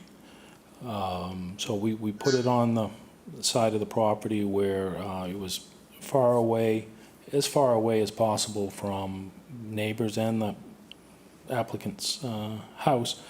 And we're also required to keep it out of the floodplain because of building code issues. So, But it can't be placed with the AC and the other equipment? I'm just saying, I'm assuming you're bringing a gas line to the generator. yes. And so I'm trying to keep the gas line away from. Well, there's a gas line there already that goes to the house or the cottage that's going to be demolished. So there's a gas line going down the driveway to that cottage, which we probably, depending on the age of it, might be able to just tie into.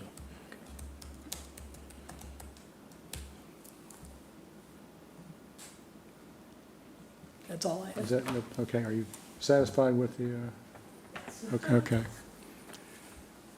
Bob? Thanks, Bob. I got a few questions for Jen. Or David, maybe I can start with you. The driveway is going to be gravel, Yes. even on that steep section? Yes, it's gravel now. I think it just needs to be maintained, given the value of this project. I think it's in the homeowner's interest to maintain it in the future. So it is steep for about 20 feet, but I think a gravel or shell surface would You don't think survive. it's going to slide down the hill? Huh? Well, fortunately, the steepest part is in the middle of the driveway, and then you've got a gradual slope up to Main Street. If it was closer to Main Street where you'd want to accelerate and get out into traffic, that would be a big concern. But here, I think it's going to be fine.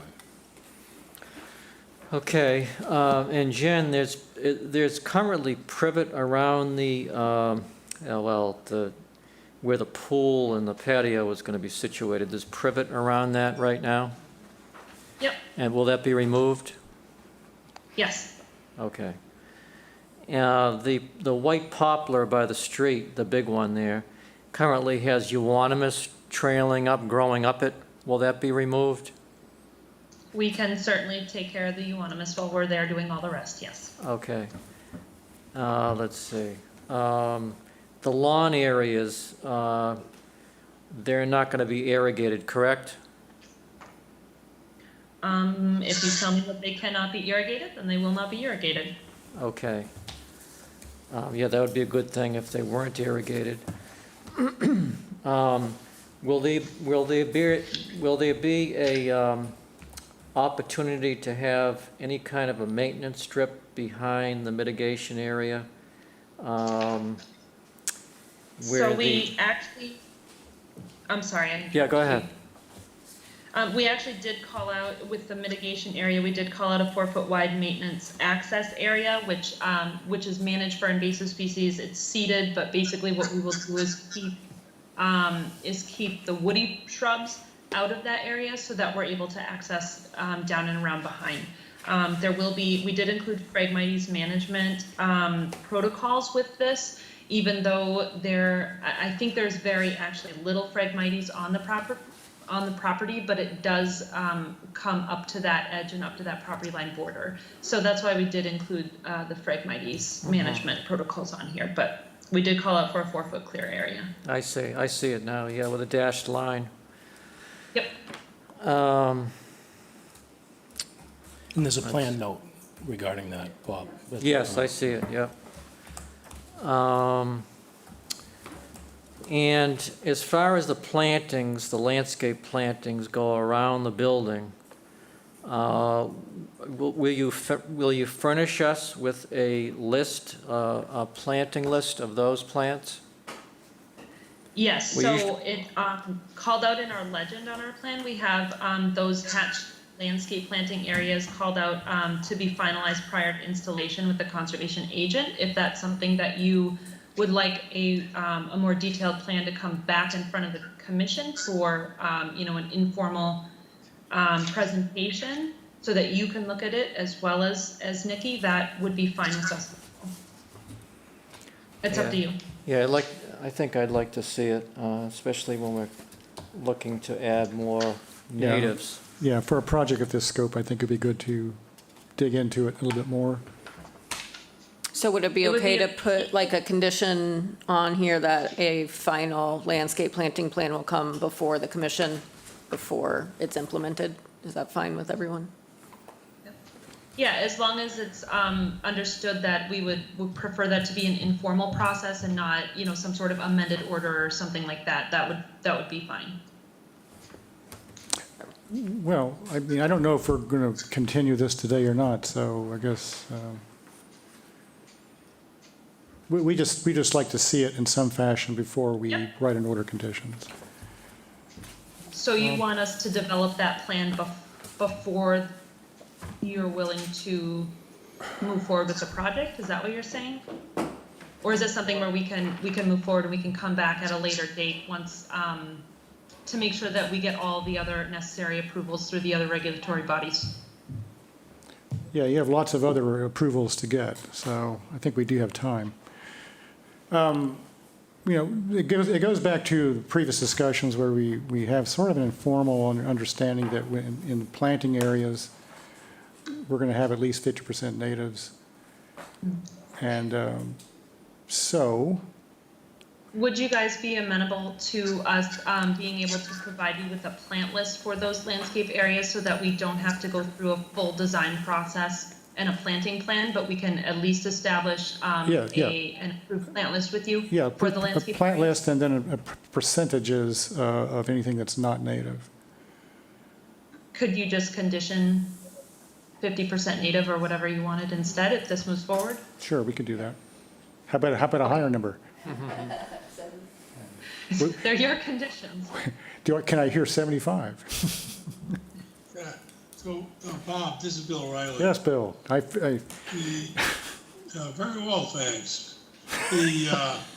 So we'd like to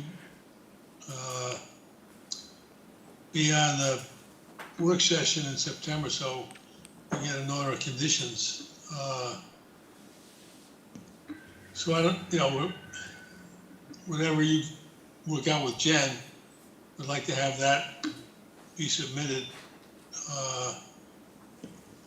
in time for you to consider it for the work session in September.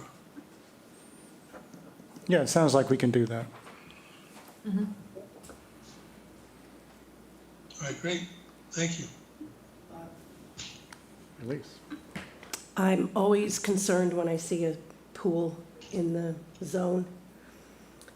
And I just wonder if we should have a discussion about that since it's between the 50 and the 100. I don't know if that's something to discuss today or to do in the Well, future.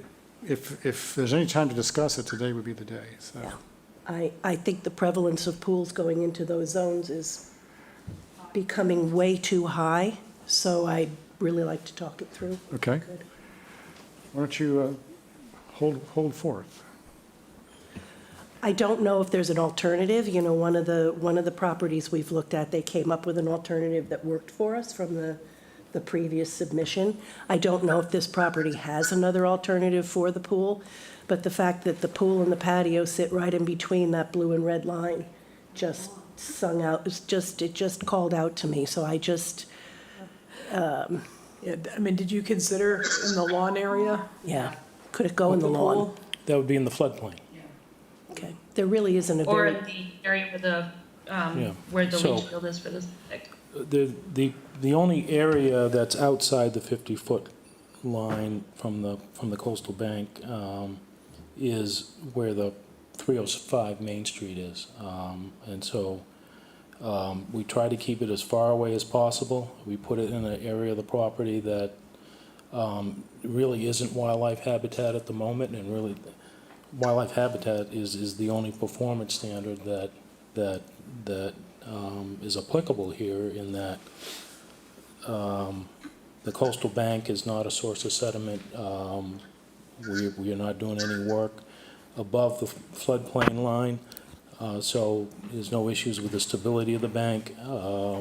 So really it comes down to wildlife habitat, and I think that the 5,500 square feet of restoration goes a long way to offset that, and that doesn't include the restoration all along Main Street and School Street, which is not part of that 5,500 square feet. Am I correct in that, Jen? Yes, you are. Yeah, The okay. restoration area along Yeah. the streets is an additional 3,500 square Yeah. feet. So I think at the And end I of the think- day, the Yep. wildlife habitat that Jen's proposing far outweighs the loss of lawn and the ornamental hedge that confines that courtyard area. thank you. And the, I mean, a pool is just another form of hardscape. There's nothing detrimental about a pool relative to the resource areas. And, the reason why there is demarcation between the 0 to 50 and the 50 to 100 is that work is allowed, subject to your conditions, in the 50 to 100. And so I understand so the incremental push to keep all forms of development as far away from the wetlands as possible. But, I mean, the Chapter 131, Section 40, and the regulations under it specifically provide for development, actually, in the entire buffer zone. The town, has a stricter standard, which is fine, but to try to impose that standard, in the 50 to 100 is not fair to the property owner. Thank you. Janet? I share your concerns about the prevalence and multiplication of pools and patios, but it is in the outer aura, and it is being mitigated. Is everybody muted? Thank you. That said, what is the material of the pool, of the patio?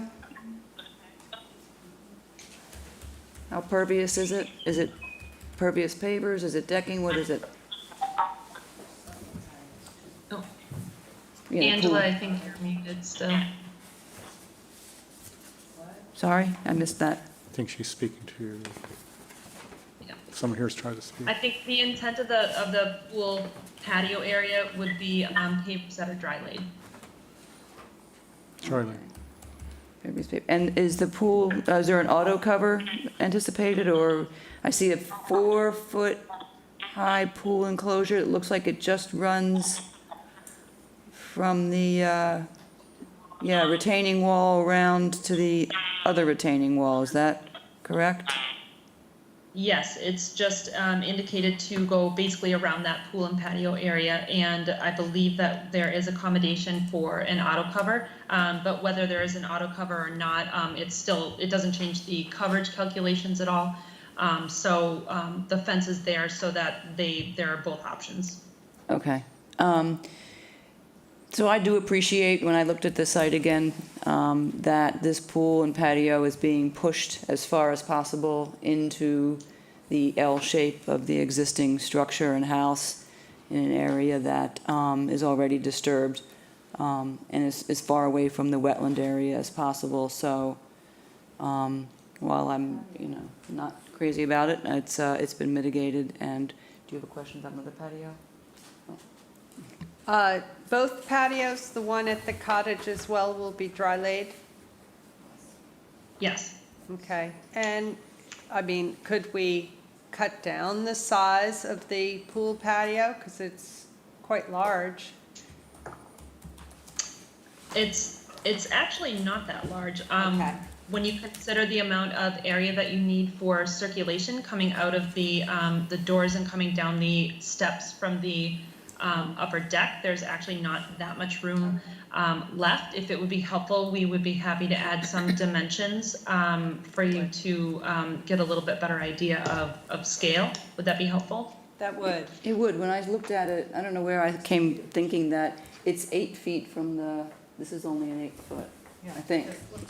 It does, it just the rendering on the plan. So, yeah, some numbers for scale would help Yeah, that. I could see why Jen's plan's at 10 scale, mine's at 20, so Yep. everything looks bigger on Jen's A little plan. different. But it is, yeah, it scales at 10 feet from the pool to the L addition, so that isn't a heck of a lot of room. The pool's actually smaller than most of the ones we've seen. Yeah, I did. Yes. So I do appreciate that. So Jen, on yours, you have, I mean, I see the 4-foot-high pool enclosure fence, but there's also another line that goes in from the retaining wall and then comes down and meets with the fence. Is that also a fence, a second fence? It kind of takes a part of your landscape area and encloses it for some reason. And I'm just curious if that's actually what's happening. Are you talking about along the left side Yes. of the pool coming off the house? So there is a retaining wall in that portion, but we have grade coming from higher up on the street side, sloping down along that side. So and Angela, please correct me if I'm wrong, we need to accommodate for being able to maintain a walkout door coming from that lower area onto the pool patio, which is why that retaining wall is necessary. No, but below the retaining wall, I see that there's going to be a fence that goes down and then it kind of cuts in a little and then it goes across. But there's also where it looks like it's landscaping right next to the left side of the patio, but it's enclosed in this, it's sort of a, I don't know. Yeah, it's a shape that's a little different. It comes out from your retaining wall toward the pool, the top part of the pool, and then it goes down. The area next to the big 16? Yes, can you Yeah, show so it? the- Can you, it's just, I'm wondering if it's all fencing or if it's just, how that fencing's going to work with landscaping and then you've got this other line. So the fence is intended to go through a landscape planting Okay. area. Maybe that's where the confusion is. I think Angela's in my Sorry, office. my microphone is not working for some Okay, reason. that's- And, that's a planting bed. The idea is that the fence, we could hide the fence from the pool area within a planting bed on both sides. Okay, thank you. I just wanted to make sure whether it was fencing, more fencing, or what. So thank you. Sure. Right.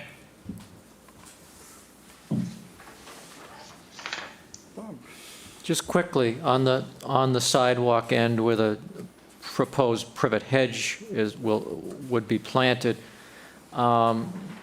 we covered this, I don't know, a few applications ago, or the last one, I guess. And we replaced that with winterberry, or inkberry or something like that, which would remain, low as well, or it could remain pruned. Is that an option?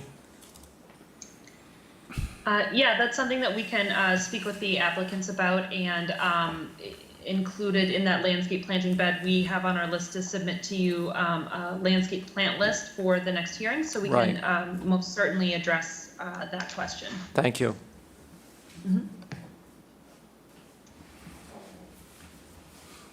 Anybody else? So I'm still struggling, but still struggling with the increase, but I do get the fact that there's looking at the mitigation in conjunction with the restoration areas, we do have a lot of compensation for it. So I'm coming to terms with it, still don't like it much. I just wish people, I just wish we could do something about the onslaught of pools, but I know I can't do anything about it. Well, 2006 is when the no disturb zone was added to your regulations, and back then, we made presentations where we would ask the commission to make a determination whether the site was better off after the project than before. And I think that has evolved to, we're now asking the commission to make a determination, is the property substantially better off than it is now? And I think with what Jen's proposing, I think you can come to that determination. You can, but there's an assumption there. And the assumption is that the mitigation is cared for forever. Because hardscape is forever. Mitigation isn't unless it's taken care of. And we have seen too many examples of where it was not taken care of, and therefore just planting some plants in compensation for hardscape isn't what I think it was originally thought it would be. Because now we have experience, and we see that over the longer view, even 5 or 10 years down the road, can't even find the mitigation. So that's why I tend to balk at just a vast increase in hardscape in a resource area, because no amount of mitigation can ever undo that. However, as I say, I think in this particular case, I can live with it, but I do, absolutely replace the privet. We have to do that. You have to give us that, and 50% at least. Talk to your client. If they can go more, we'd be even happier. I could sleep a little better at night with this project. And more specifics on the plantings in the restoration area would also be helpful. Anyway, that's where I am. So having said all that, where do we go? I would say probably August 24th, if Jen could get everything in that time frame, and then hopefully we can move to an order for the 7th. I think that'll work for us.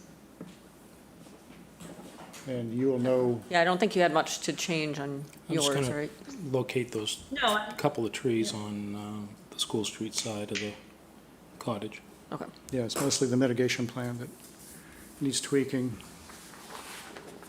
Yep. I think I have my list, my homework. Okay. Make a motion that we continue 305 Main Street to the next hearing on August 24th, 2022. Latin second. Roll call vote. Cheryl. Aye. Bob. Aye. Janet. Aye. Karen. Aye. Lise. Aye. Mary. Aye. And I vote aye. Thank you. See you then. Thank you. Should we, how about a 7-minute break? Do we have time? I mean, looking at the agenda, I'm not sure. We have an hour and a half. Hour and a We only half. have 2 more, so We I should be think. fine, yeah. 10 minutes each. We're done. 10 minutes? 10 minutes each, okay. But, yeah, like an 8-minute break or something? Is that good? Okay, good.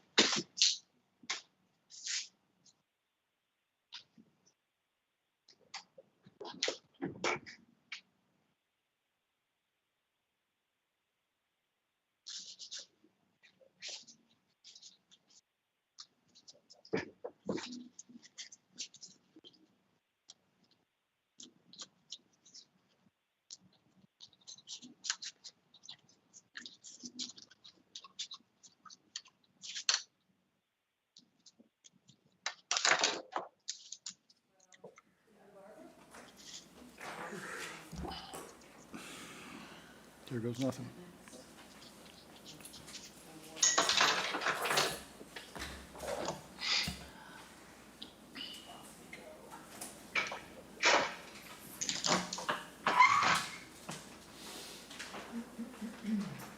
Just so you know, he's in a butter for 144 Cat Harbor that wants to speak at some point, just for.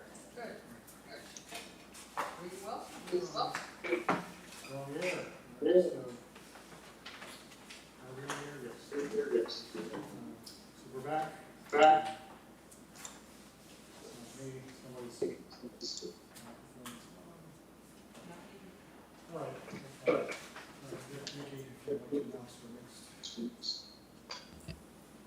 The next notice of intent is 144 Chat Harbor Lane, R&S Nominee Trust, map 5B, parcel 110, SE 103568.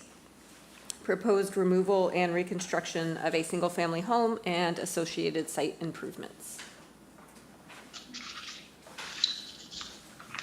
Good afternoon, Sean Riley with Coastal Engineering. Joining me is Jennifer Crawford from Crawford Land Management, round 2. And everyone can see my screen, I see. So the project that's before you does require ZBA approval. So at this stage, we're looking for the commission to get comfortable with modifying anything that needs to be modified. so that this is a proposal that could be conditioned for approval. The property is on Nantucket Sound, Cockle Cove. As you can see on the screen, we've got land under ocean. We've got a beach and a dune on the eastern side of the property. Then we've got this very large back marsh that wraps around the peninsula of upland, adjacent upland resource area. We've also got a front marsh. As you come in down Chat Harbor Lane, you cross over between the two marshes, and there's a clay culvert pipe that's of particular interest to the neighborhood. So I'll get into that in a little bit. You come down the driveway to the existing dwelling that encroaches into not only the velocity zone, which is shaded in green here, but also the top of coastal bank, which is this purple magenta color that cuts through the corner of the house and the deck. There are two small areas on the property that are outside of the Conservancy District and outside of the flood zone. One is the currently developed area, which is this gray area around the dwelling, and this upland wooded area in the middle of the property. As you know, we're required to do an alternatives analysis when any work is done within 50 feet of the resource areas. We did look at potentially locating the dwelling up in the other upland area. Unfortunately, to get there, we would have to carve a path through the 50-foot buffer, up through the woods, to the upper area, and remove a significant amount of mature trees, dozens of trees, to get to that point. So we looked at the second option, which is the option before you, which is to work within the area that is already developed and disturbed, that would have the least amount of impact on not only the resource areas, but also the adjacent upland resource area, the aura, which in this area is pristine wildlife habitat surrounding this back marsh, the beach and dune, and obviously Nantucket Sound. So this project has been before the commission, not this particular commission, but other commission members several years ago. It came with extreme opposition from the neighborhood for the proposal that was before them to do a large number removal of trees up in the aura area. So we're looking to work with them. David Reed, their attorney, I don't believe is on right now, but Mike Ford, our project attorney, has been working with their association to accommodate some of their questions or concerns with the project and working with the neighborhood, but also understanding the importance of protecting the resource area and coming up with the best design. Back to the culvert, they had concerns, and it should be a concern, that this clay culvert pipe that connects the front marsh and the back marsh, that it be inspected and that it would not be damaged during construction with heavy equipment coming through the road and into the house lot area. So we did an inspection of that pipe, and we can submit the video information on that, but it's in good condition. And within the construction protocol, I know that there's going to be concern from them, so we've included the pre-construction condition that a steel plate be installed to dissipate any potential load of heavy vehicles throughout construction, and then a final inspection take place at the completion of construction to document that there's nothing wrong with the pipe when the project has been finished. So I'm sure there'll be some questions from the abutters about that pipe, so I just wanted to get out in front of that. The other part of this, the property was sold to the current applicant, and prior to its sale, they had to permit and get approved a replacement sewage disposal system. And I believe they were in front of most of this board or this commission to get that approved. that has its own order of conditions. So we're showing that approved septic system. The proposed improvements before you are to remove, raise, and replace the existing dwelling. And the architect put a lot of thought and effort into designing a house that would be located centrally within the area outside of the Conservancy District, outside of the flood zone, and further from the resource area than the current one, which obviously extends over the coastal bank. The result is what you see here in green, with the proposed dwelling pulled back into the center of, again, that upland area. It is within 50 feet of the top of coastal bank, but it also gives a greater separation from the wetland resource area, the beach, and the dune. So they're also proposing a wrench station at the west end of the house and a small patio that would be proposed within what would be the existing footprint of the existing house, with a walkway down from the upper elevation. For anybody that get out to the site, the existing house is up on the knob of the crest of a hill. So by relocating the house further back from the resource area, there is grading that will be required to not only fill the excavation from the existing dwelling, but also to meet the grades around the proposed dwelling. The good news is all of that grading for the house and the surround and the patio will take place outside of the Conservancy District and outside of the flood zone. So there won't be any fill within the Conservancy District or the flood zone for anything related to the house or the amenities, the patio and the stair around it. And again, we've got the septic system that had some minor grading around it to accommodate separation of groundwater. We did submit a revised table that you all should have received.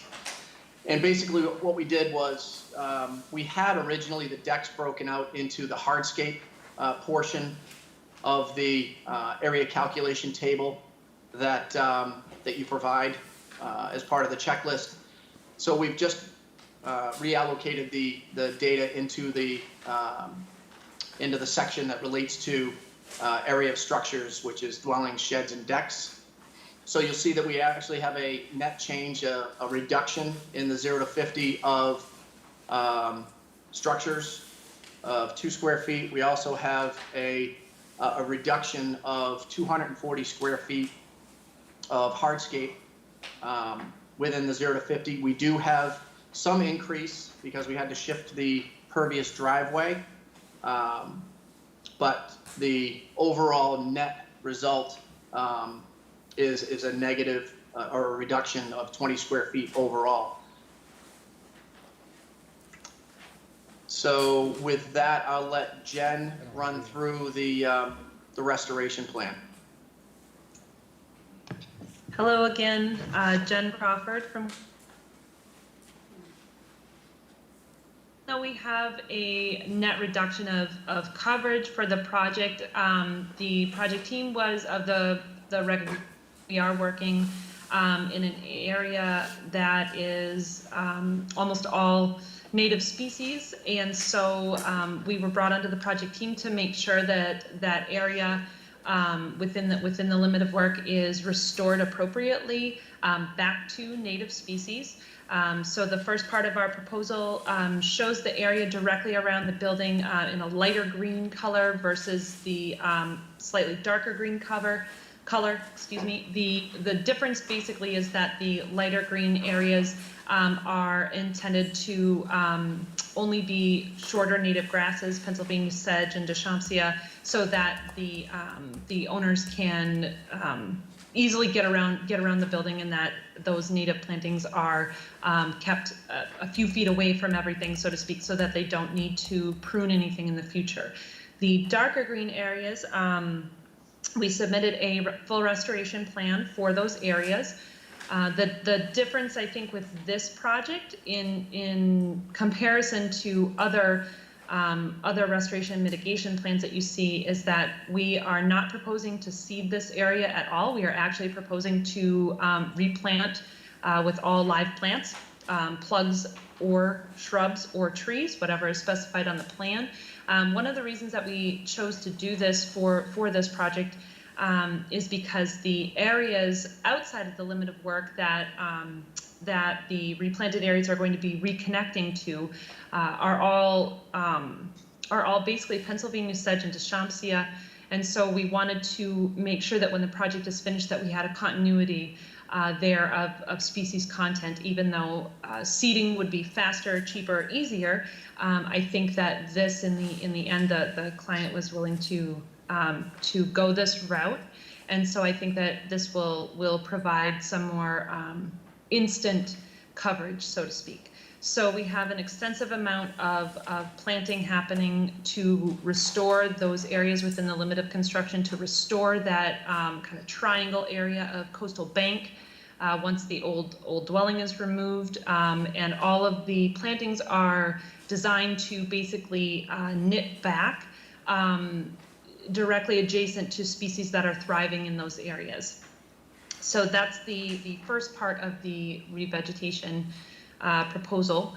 We also did include an invasive species management component, as there's really one area that is of big concern. The rest of the property is beautiful, but the area of concern is right against that marsh where we have Phragmites. Our company was involved in the previous filing that Sean indicated, and we have some, we don't have specific square footage data for you, but we have comparative photos for you of that site condition back in 2020 as compared to what it looks like now.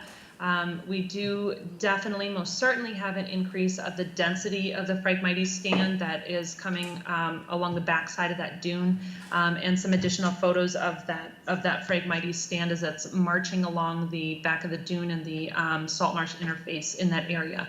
So even though the project has a net reduction in site coverage, we're still proposing to manage the Phragmites that is on the property at the edge of that marsh. And we're going to try a little bit of a different revegetation strategy for this area. Most of the time we don't propose revegetation for Phragmites areas because existing species that are there readily fill in, which I do think that they will do here as well. But we do not have the ability to provide temporary irrigation to this area. So we've shown on our plan that we actually want to try and use not only herbaceous species there, but we also want to try to include some bayberry and beach plum tublings, basically rooted hardwood cuttings. They're small, they're restoration sizes, but they, I think, have the best chance of establishing without temporary irrigation. So we want to try to do that in this area. There's plenty of high tide bush there already, which is going to rapidly seed in. At least if it does what it does on other projects, high tide bush will continue to recolonize those areas. But that results in around 4,800 square feet of invasive species management on the property, which I think is a huge win considering it's Phragmites on the edge of that salt marsh. So with that, I am happy to answer questions. All right, thank you both. So yes, indeed, some of us were here for the previous go-arounds, and this is significantly different. Scale back, I would say, which is welcome.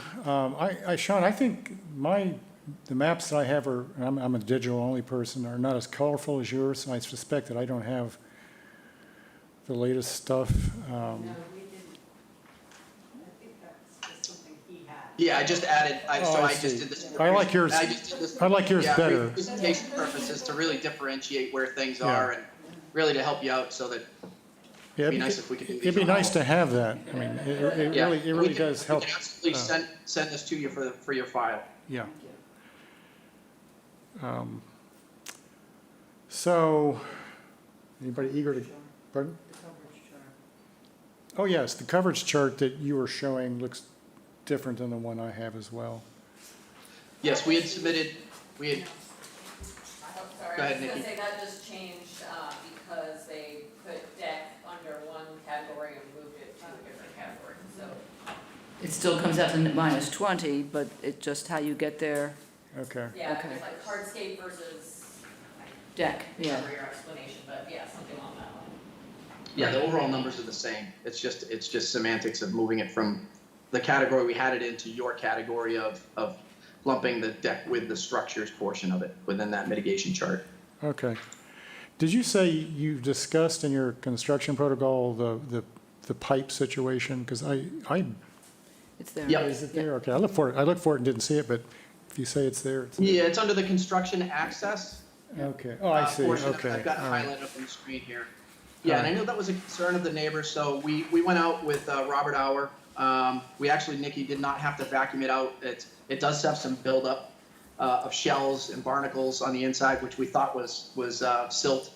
But after running the camera through it, we saw that it was just a buildup of a biomass. So we did get a good look at it. We plan on protecting it, obviously. We don't want anything going on with that road either. So, and we're willing to make that as a condition of the certificate of compliance that we provide video documentation once the project is complete to show that there's no degradation to that pipe. Okay, yeah, good. Because as you say, it was a very big issue last time. I don't know how to proceed. I think we have a number of comment letters, and I don't know if there are others wanting to speak on the line.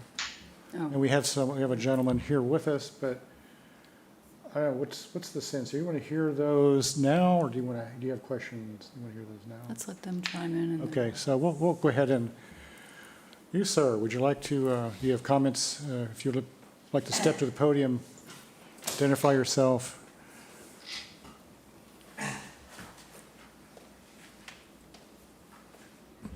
Hi, I'm Lou Hyde.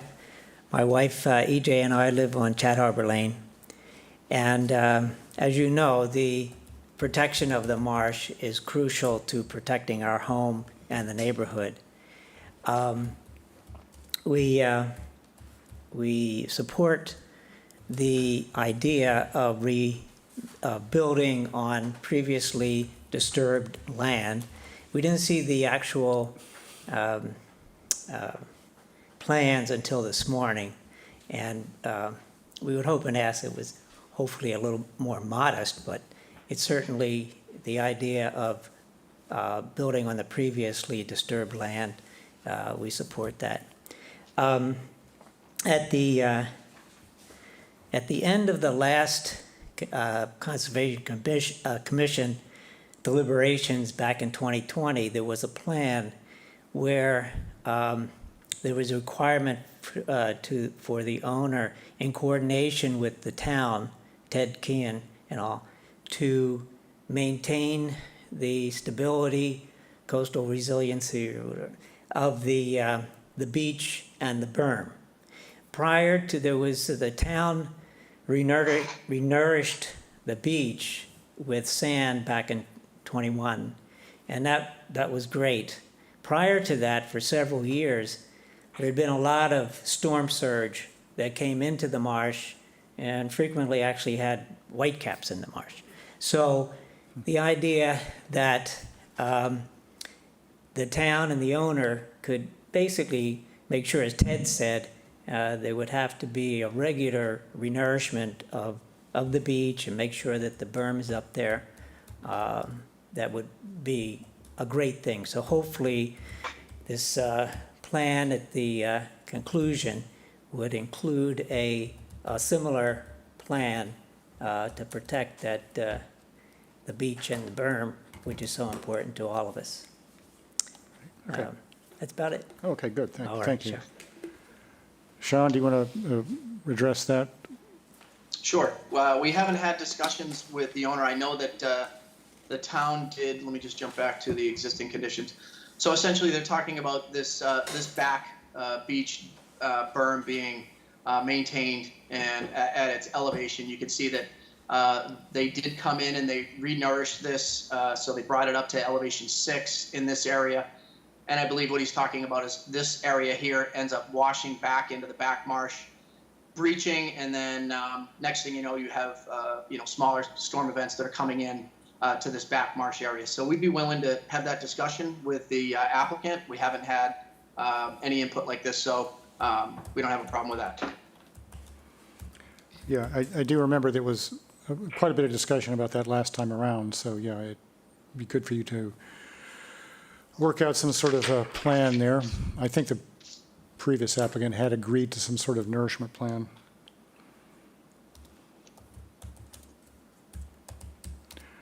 All right, what about other, is anyone on, is there anyone on the line who would like to speak to this? Let me know if someone raises their hand. I'm on the line. I'm on the line. It's Attorney Mike Ford. Okay, Mike, go ahead. I also represent the owners along with the coastal team, Sean Riley, and I'm representing them before the Zoning Board of Appeals. I will tell you that the conversations that we have had, that I'm aware of, or the owners have had with the town and Ted Keon, have centered around the request by the town for an easement over that portion of the beach that lies within the boundaries of the owner's property, which is not all of the beach, but a portion thereof. And the owners have consented to, and I believe executed the necessary documentation with the town for an easement to allow the town to continue to place dredge spoils on that beach and maintain it. I'm not sure about any nourishment beyond that, but I know that the owners have cooperated completely with Ted's requests with respect to the placement of dredge spoils to try and maintain the elevation and form of that beach. And I just wanted the commission to be aware of that. Yes, okay, thank you. That's useful to know. So I guess we'll need to find out whether or not the town or Ted will have a regular nourishment plan in place. Now that the easement has been granted. Does that, Mr. Hyde, does that address your concern to some degree? Yeah, the key is,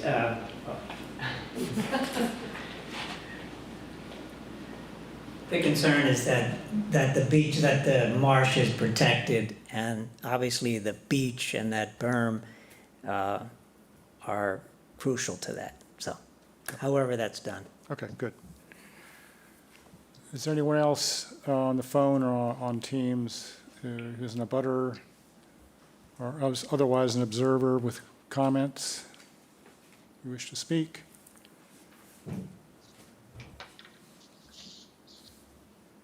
Doesn't sound like it. All right, so I'll just, the letters will be in the permanent record. I have 2 others. They're longish, so I'm just going to kind of cut through the main points, but they get submitted to the commission. They are on MyTownGov for people to read, so I'm just going to go over the highlights. The first one is from Barbara Knowlton and Stephen Wardle. They were, concerned with tree removal in the knoll, but the knoll is no longer being, are any trees being removed before I get into this, Sean? Yeah, most of them are saplings, but there are some small, there's actually 1 or 2 small oaks that are up on that. Let me just jump back to the screen here. We actually went out and we flagged any tree within the limit of work that was greater than 5 inches for review by the commission. And we had 13 of them, and they were oak and pitch pine. There might have been a cedar in there too. Yeah, and I think most of that is obviously confined within the limit of work, and trying to minimize what we need to do to take down the house, get equipment in there, and then to construct the new dwelling. And I think the concerns, the neighborhood concerns were again, this knoll and trying to preserve that adjacent upland resource area in its pristine condition up in this area. And I know that dozens of trees were proposed to be removed when the proposal was to bring the driveway in and clear out this area. So we are, yeah, and we are replanting on the restoration plan. You can see the 3 white oak that are proposed here. We've got serviceberry along the backside. As Jen was explaining to me, this isn't the greatest place to try to grow any trees, especially up on this front-facing, side of the property where it is subject to a lot of salt spray. So we're not even going to try to attempt to replant the couple of trees that are that you may have seen up on this edge here. So we're going to give it the greatest likelihood of success where it's protected. Correct. Okay, so the knoll won't be touched, Yes. is So the bottom this- line. This That's abutter correct. is concerned that in the future, they will propose something up there. Not a lot we can do about the future. Well, there is one thing, That's true. and I will mention it. Conservation restriction on the knoll. Just going to mention it, just in case it is something that the owner would be interested in.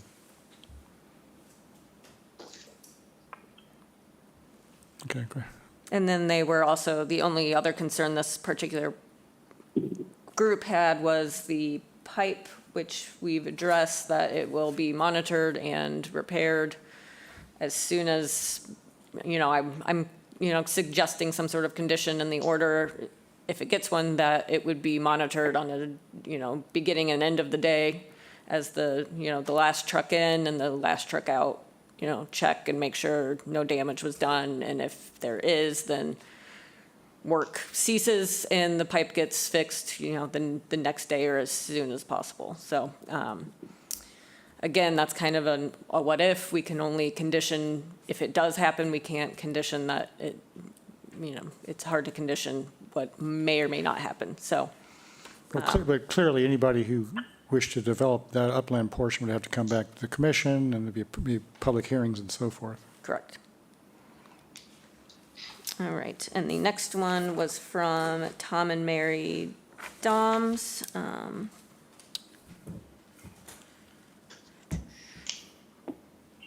They agree with the planting plan and says that it shows that they're aware of the fragile nature of the coastal bank as abutters.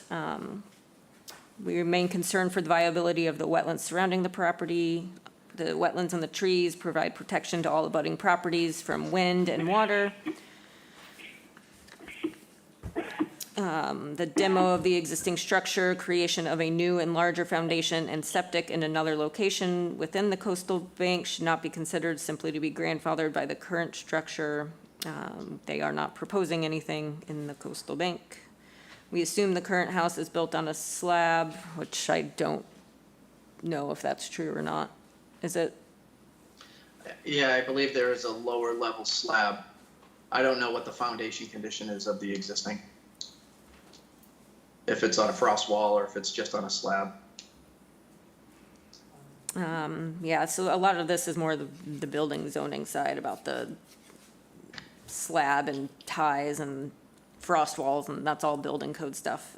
We're very concerned about the impact of this home on the surrounding water quality. The short distance from the septic system to the water should require installation of the best possible septic system, which if it's a Title V system, then that is considered the best possible option for the Board of Health, so.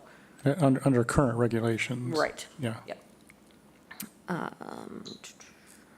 And just to add on to that, Nikki, we did receive approval, actually Thad did, for the septic system through the Board of Health.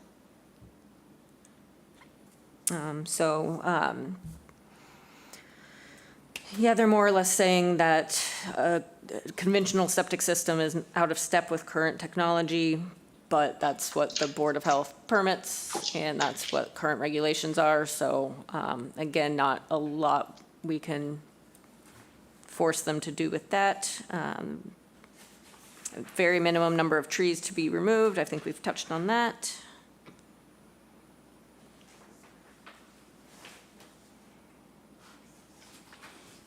They mentioned 2 distinct steps, approval for demo and then approval for construction. That goes through the building department. They get a demo permit first, and then they get the construction permit, you know, kind of hand in hand. They usually don't demo until they get the building permit, because that would be the smart way to do it.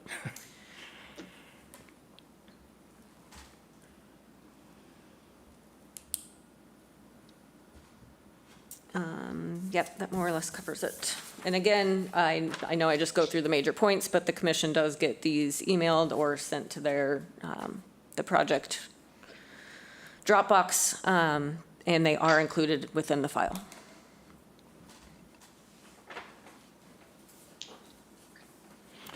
Okay, so you've hit the high points of all the letters that you've received. Okay. Sean, Jen, do you want to? You have to go? Take off, so. Okay, all right. Do you- All right, Crystal, just note that Mary had to leave at 3:36-ish. Sean or Jen, do you wish to respond to any of the, I don't know, have you seen all these, have they seen the butter letters or? Yeah, we haven't seen them, but it doesn't sound like there's anything that we're doing that we're not in step with what they're asking. So, you know, we've gotten approval from the Board of Health for the septic system. We're pulling the house back out of the coastal bank. We're limiting the impact in the limit of work. We're not doing anything up on the knoll. It sounds like from Attorney Ford that we've worked with the town to provide them an easement so that they can bring nourishment onto the beach. So again, we'll be willing to, any other comments that come in, we'll be glad to address. Okay, There is a John that Chairman, raised his hand. I'm sorry. Someone's trying to say. Yeah, John. It's John Curtin from 18 Chat Harper Okay. Lane, a neighbor to the project of 144. During the last Conservation Commission and discussions, there's a lot of concern regarding the integrity of the seawall that protects the house. And a lot of the objection last time was building up on the knoll, the seawall doesn't matter. Now with this refined configuration on the existing footprint and the proximity to the seawall, that is there, and of a lot of discussions last time of the integrity of the seawall and the old construction, the old technology, and the aging of that. What is being processed and what is being put in place to ensure the integrity of the seawall, which is going to protect this house and protect the whole beach? Yes, so we're actually pulling the house further back from the seawall. So any of the loads from the house will be dissipated from what's there now, the active load that's there now for the existing house that's shown in red. And with the greater buffer that we're infilling around the house, we're going to have a greater established coastal bank along, you can see all the areas that are being infilled where the current deck is. So we're creating a greater root structure and root mass on that coastal bank to provide greater stability of the coastal bank.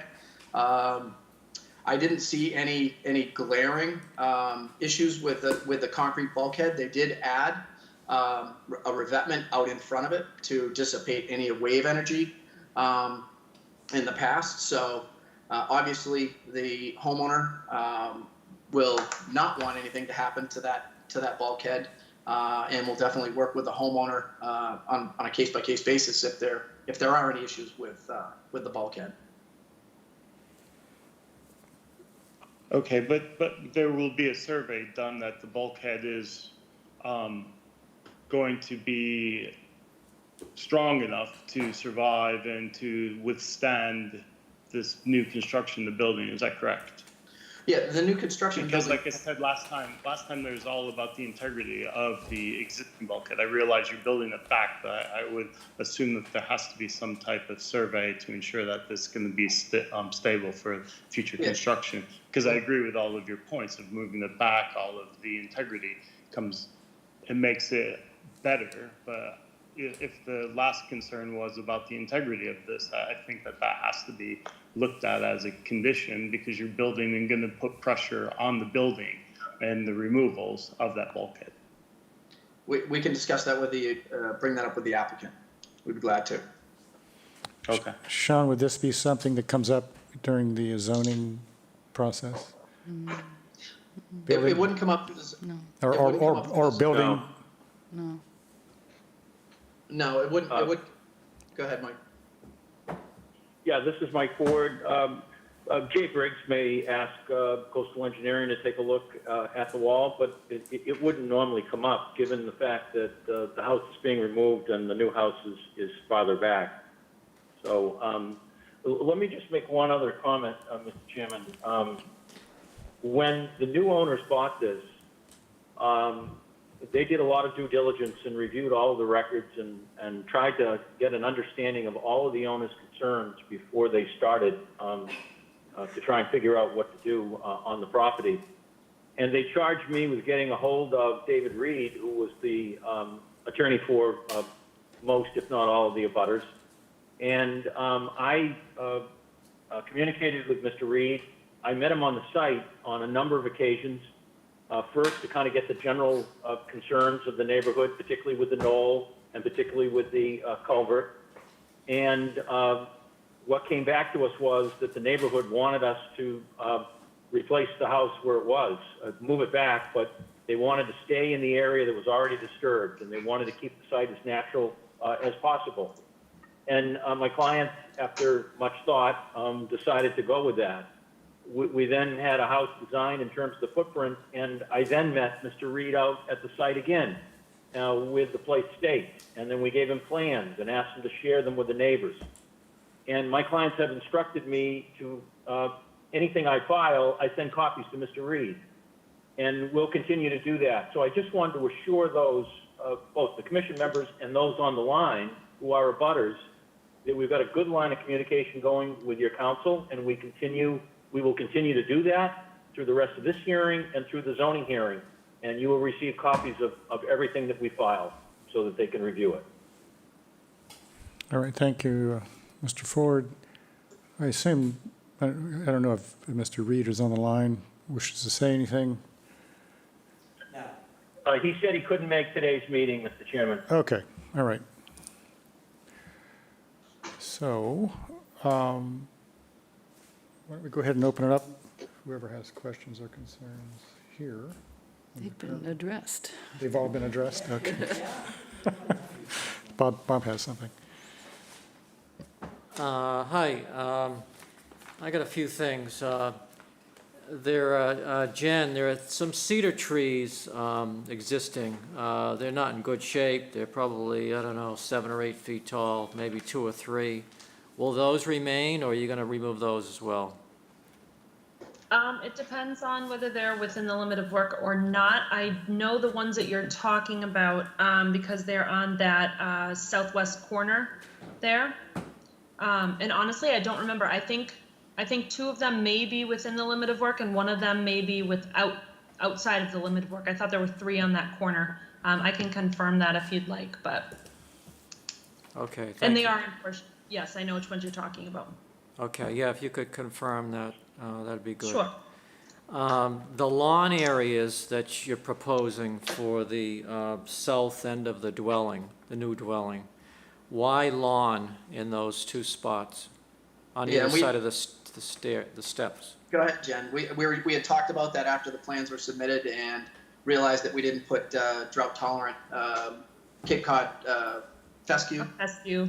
Yep, it would just be a fescue mix, and honestly, it's there's 2 on either end of the house. There's 2 areas where you can get out of the house. So it's just simply rather than filling it in with patio or stepping stones, we thought that considering the location of it, having something more pervious, but having the ability to easily traverse from the middle section to either side, it was just easiest to be done with a fescue lawn area. Okay, you know those areas are going to be brown in the summertime, right? Oh, absolutely. Yep. You didn't consider, I mean, you have bearberry along there. Why not just fill those areas in with bearberry? I think that it's just more of an aesthetic consideration because the whole area is going to be naturalized vegetation up to it. So, and it'll actually, when it's in the spring and fall, when it's a little cooler, it'll look very similar to the light green areas that are all the way around the house that are Pennsylvania sedge and Deschamps, except those will stay green when the lawn is brown. So Okay. maybe the owners will decide that they like the Pennsylvania sedge better. Yeah. In today's world that we're living in, will there be on the property line where the Phragmites patch is, will there be a maintenance strip to kind of take care of I know the Phragmites travels across the property line. Will there be a maintenance strip in between? Honestly, it will kind of naturally be a maintenance strip, so to speak, because once the Phragmites on this property comes out, so to speak, there will be a line of Phragmites at the property line because it does go onto that other property a little bit. So basically the area will be low enough so it will be, the maintenance strip will essentially be the project area, and there will just be a line maintained at the property line so that the Phragmites doesn't come marching back over. Okay, I can see that. And if the abutter happens to be on the call, we'd be glad to remove all the Phragmites so it doesn't come back at all. So yes, we would be. Yeah, that would be very glad. That would be a good thing, right? And perhaps maybe you could communicate to the abutter on that note? Communicate to their attorney, yes. Yes. Okay, that's all I had, thanks. Yeah, thanks, Bob. That was really what one of my points of focus was, unless you can get it all and keep it gone, it's going to come back fairly quickly, right, as I understand it? But that's how I'm looking at it. It does march forward fairly quickly. A lot of times we do see when one homeowner takes on management of Phragmites, others sometimes also become interested. So we would hope that given the community surrounding this property's concern for the resource areas and the marsh areas that protect their properties, that they would, hopefully consider the Phragmites management to be something that also protects the marsh and protects their properties, and maybe would want to join in on that effort. Yeah, a little conversation on that front I think might be very useful.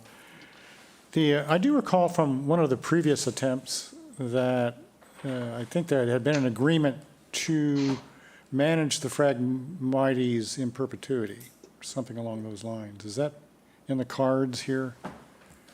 So we would, when going for a certificate of compliance, like any project with an invasive species management component, we would encourage to ask for ongoing conditions to manage invasive species on the property. Right, including, and including, in this case, the sort of unusual situation of Phragmites. So it'd be good if you could talk to the applicant to see whether they're amenable to that, because that would be a big win if they would keep it out of there forever, basically. Bob, I have one more thing. Okay, okay, Bob.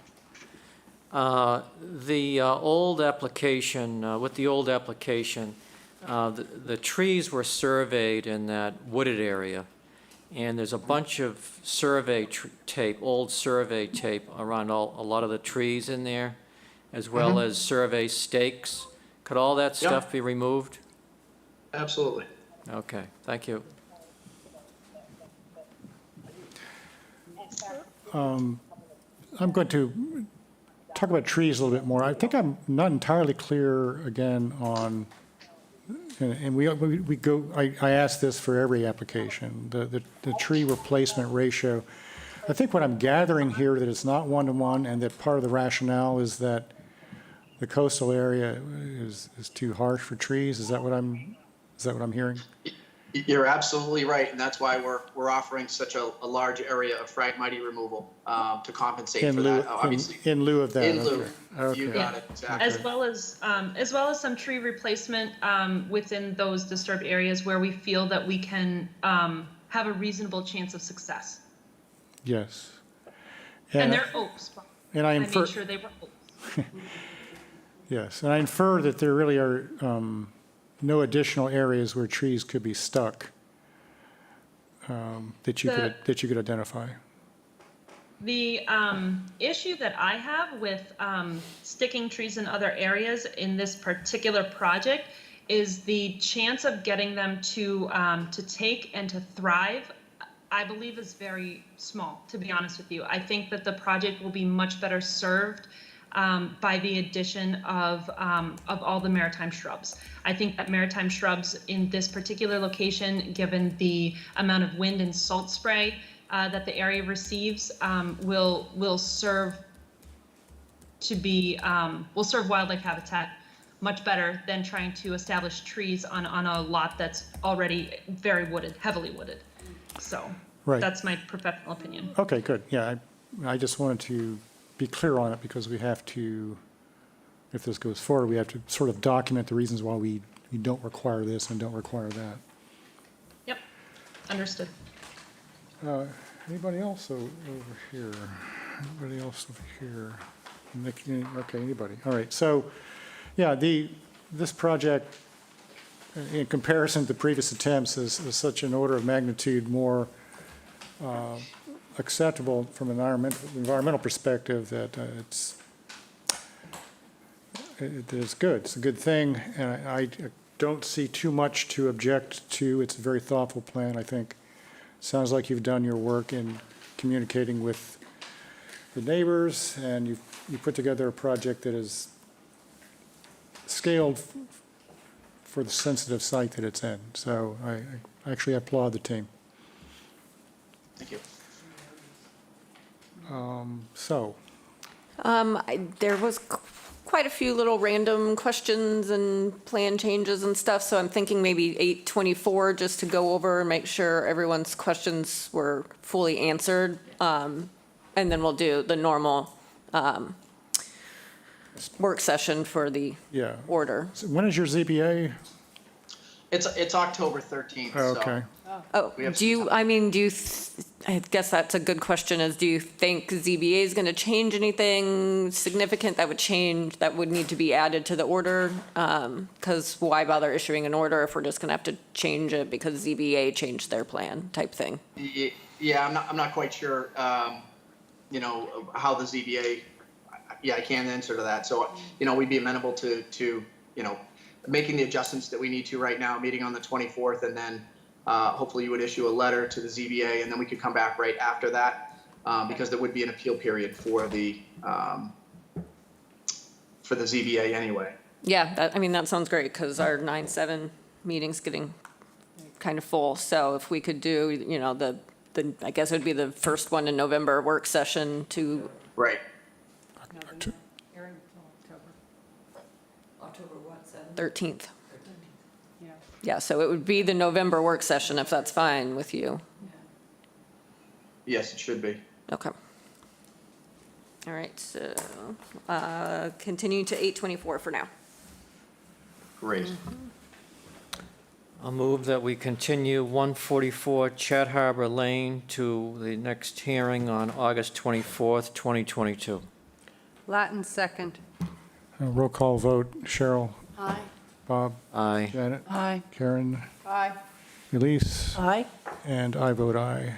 So we'll see you all then, and thank you. Great, thank you.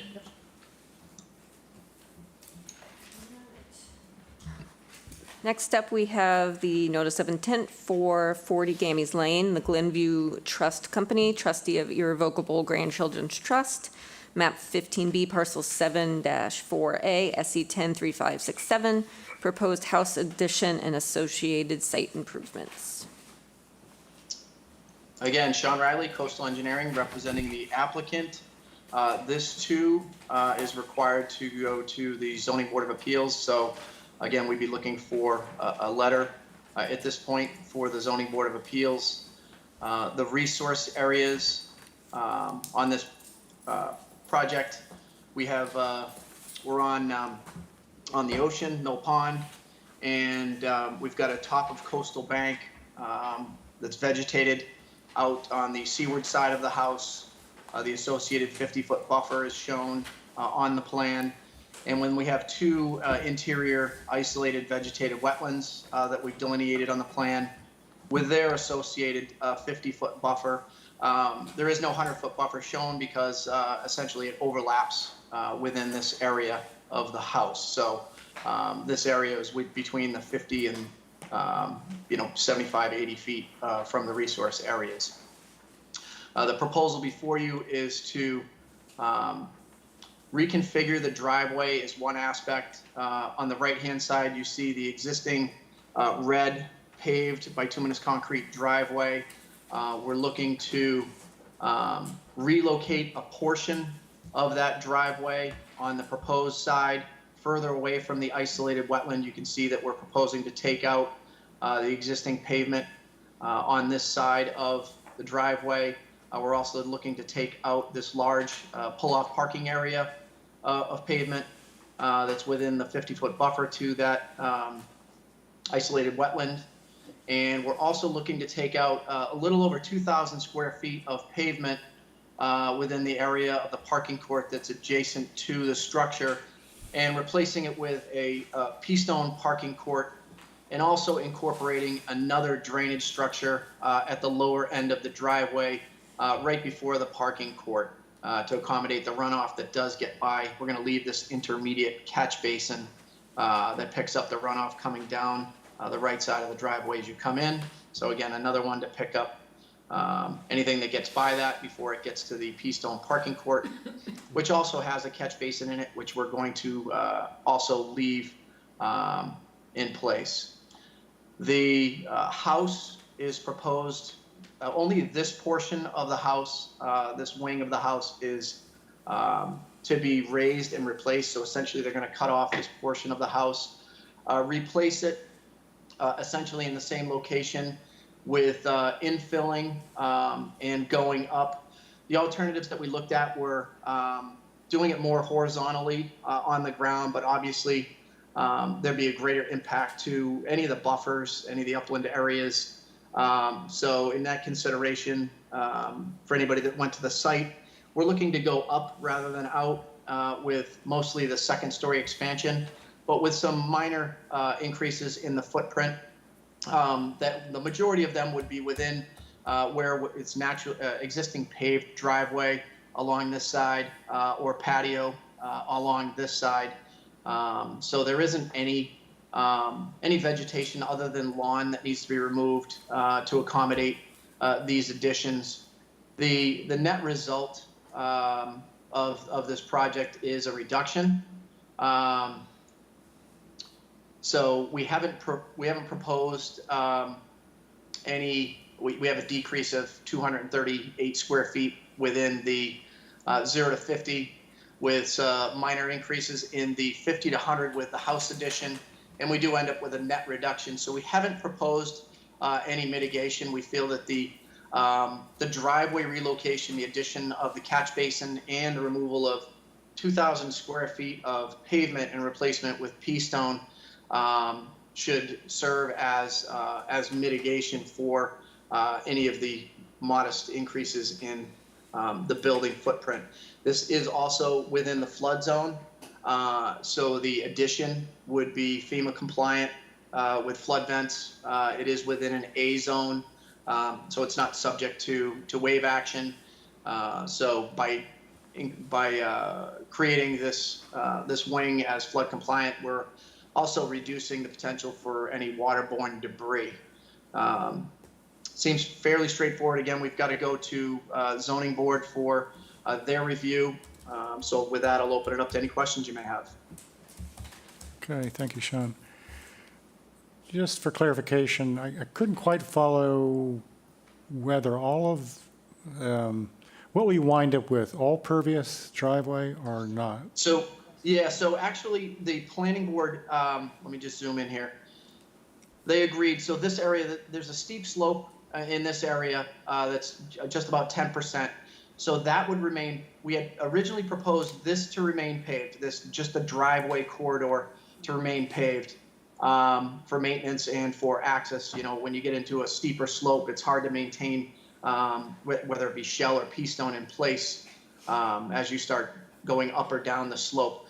The planning board had requested, and they've submitted their comments to the Zoning Board of Appeals, that anything within the Inland Conservancy District or the Coastal Conservancy District be pervious. So this portion of the driveway will also be made pervious within this area leading up to the catch basin. So the only part that would remain paved would be essentially the area outside of the Conservancy District and up that steeper slope, which would be this area here. Okay. So is that subsequent to the plans that we have, or is that reflected in the? It is going to be subsequent to the plans you have. We just met with the planning board on Monday night, so we just got their feedback. Okay. So we will be addressing that with the subsequent plans that we can submit to you when we submit it to the zoning board reflecting those changes. So we're actually going to be providing more pervious than is proposed on this plan. Yeah, okay. So I guess what I was trying to come to terms with is where you are offering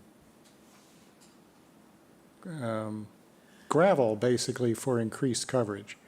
And the gravel in the terms of, in the form of pervious driveway. And I'm not sure that I've seen that too often. And Well, we don't have a decrease in coverage. Even all of the green area, the proposed area, plus the additions, is less than what is here for the pavement that's within the buffer zones, the 0 to 50 foot buffer zone. So that's the reduction. We're actually reducing pavement within this turnout area here, and also with the removal of this area here. So the driveway is actually smaller than what is there now. So we do have a net reduction of coverage by taking out those portions of the driveway. Okay. Even so, with the, okay, yeah. Yeah. Yeah, it's just the added benefit of having that portion that is going to remain, not going back as pavement. It's actually going to be going back as pervious. Right, okay, So- I got it. So the overall coverage is decreasing, even though you're replacing impervious with impervious gravel, you're not counting a gravel driveway as coverage. I am actually carrying it as coverage. You are. So even carrying it as coverage, we have a reduction. Okay, all right. Yes. Yep. Let me open it up. Can I just clarify? Sean, the existing parking area outside the existing garage, the area at the top of your green area there, yep, that is currently gravel, correct? No, that is currently paved. So if you take your foot, it looks like gravel. Yeah, you have to scuff it. But it's It's basically gravel over asphalt. It's gravel over pavement. It's what they call chip seal. So Oh. basically, exactly. So it looks like gravel, but if you were to scuff your foot on the ground, and this came up at the planning board as well, if you were to scuff your foot on the ground, you would reveal that there's Gosh, I pavement guess underneath. I didn't scuff my foot. You scuffed your foot. Good for you. Okay. So I'll do- that asphalt's going to be removed and it will just be the stone? Absolutely, yes. Okay, that's, I've been sitting here feeling confused. I will scuff every one I see in the future. Always scuff. Yep. Thank you. What's going in where the driveway is getting removed? We were just going to replace that with lawn. I mean, it's not really, I don't Okay. know I think how this- much they would use that area, so it could be a potential spot to just do some native plantings or something. Well, I was thinking that if we ever could talk you into planting things, it'd be down there in that first, down at the bottom, that one, because it's so close to that little pond. And while we're talking about it, just while we're looking at that, why is it mowed from that spot on around the pond, and would it be needed if that parking spot were gone? I can have that discussion with the applicant and see what their appetite is to infill some of these areas. Yeah. 'Cause it doesn't seem like it'd be necessary anymore. Right. Even with some native shrubs or ground covers. Yeah, because it looks like, probably lawn that surrounds that pool that is being, is very possibly being fertilized and pesticided, if that's a word. Yeah, I can have that discussion with the applicant. Okay. Other questions, comments, concerns? Bob, looks like you. I got a couple, Sean. Yeah, where that catch basin is, the first one coming off Gammy's Lane here. That area is, you'd speak about some native shrubs going in there? Is that what you're talking about? Instead of Yeah, that's what we're grass? discussing. Yeah, is a potential of that being reverted to a native area to be replanted. Actually, the applicant, before we knew that we were going to have a reduction, the applicant had retained Crawford Land Management to prepare a mitigation planting plan. So I actually met with Jen out on the site to look at these potential areas. So we can revisit that, between now and the ZBA hearing, and then come back with some discussion points of potential areas to revegetate with native plantings, even though the numbers reveal that we've got a reduction. Yeah. And where does that water go once it goes into that catch basin? Is that self-contained, or does it go somewhere? It is self-contained. It's a leaching catch basin. So basically, it's a pit with holes in the sides of it and stone around it. Okay. Is there any way maybe you could turn that into a rain garden? If you created like a depression there? Yeah, we could take a look at that. And maybe put some water-loving natives in that area? Yep. And then the catch basin at the end of the driveway towards the building, that's self-contained as well? It is. And then the what do you call them? The dry wells around the building, those new dry wells that are proposed, those are all self-contained? Those are all self-contained, and then the DEP considers any roof runoff already treated, so they allow those to be just put right into dry wells and recharged right to the groundwater. Okay. And that was the intent. Correct. Okay. When we had the discussion with Dr. Bob, he frowned against, dumping water into the subsoil like that. So I don't know what the answer is. Yeah, so typically for any of the, basically you're trying to deal with the hydrocarbons that are coming off of any pavement, from any drippings from from any cars or any vehicles that come in through there. So, it does make sense to put some rain gardens in along the edge of paved areas. But coming off of the roof, it's essentially clean water that's coming off of the roof again, DEP agrees that it is, and therefore they allow you to put it right into dry wells and into the ground. But I will discuss with the homeowners some potential areas for some rain gardens, for putting some native plantings in, where we are pulling these areas of pavement out.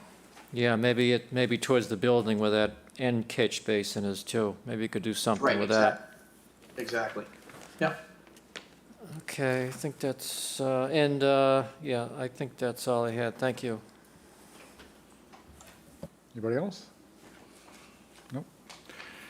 All right, so sounds like you're going to go back and have a conversation. We may see an update from you. Yeah, if we could continue this to, say, the first meeting in September. That's what I was gonna say. That'll give me time to speak with the applicant and come back with any recommendations. We won't be, yeah. Mr. Chairman, Mike Ford, Yes, Mr. Ford. may I address you on the timing? I represent the applicants as well with Okay. respect to zoning, and I believe, Sean, that our hearing is August 25th. Oh, I'm sorry, Mike. So we would need some sort of indication from the commission that the project is approvable with conditions Yeah, prior to that time. right. I think I can probably speak for those of us up here. It does seem to be approvable with conditions. I mean, I would say that we haven't had any questions really regarding where the driveway is, that it's going pervious, that the size of the changes of the addition and the driveway and everything. It's more just questions upon rain gardens and plantings and things, which I don't think zoning would have, I don't think they would have an issue with that. So, yeah, I would be comfortable sending Sarah a letter saying that we believe this is an approvable project. We haven't had a final order of conditions, but it may be coming, at this certain date. So that with that, it would be a September 14th conservation hearing with what it sounds like likely an order of conditions issued on October 5th. That would work. Thank you, Mike. Okay. Move that we continue 40 Gamies Lane to the next hearing on September 14th, 2022. Latin second. Roll call vote. Cheryl. Aye. Bob. Aye. Janet. Aye. Karen. Aye. Elise. Aye. And I vote aye. We will see you then. Thank you again for your time and your considerations. Certainly. Thank you.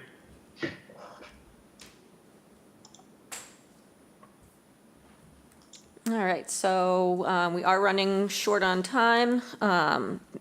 We have 2 orders of conditions. You may have seen in the email and noticed in Dropbox, I only uploaded 1 because they're pretty much the exact same thing. And to, speed it along, I just did the 1. So we have 98 Oyster Pond Furlong, Stephen A. and Haley G. Nadas, map 13E, parcel 2911A. And 100 Oyster Pond Furlong, John A. Nadas and Stephanie M. Hornung, map 13E, parcel 30-11.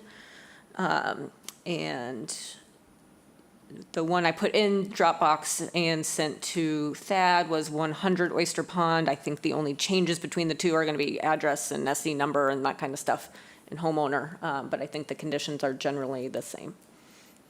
And Thad had no issues that you... He's on the line, and if he does. Hi, Thad Eldridge here. Yes, hi, Thad. They're very well written. Pardon? I'm sorry, say it I'm again. happy. They're well written. I'm very happy with them. Okay, good.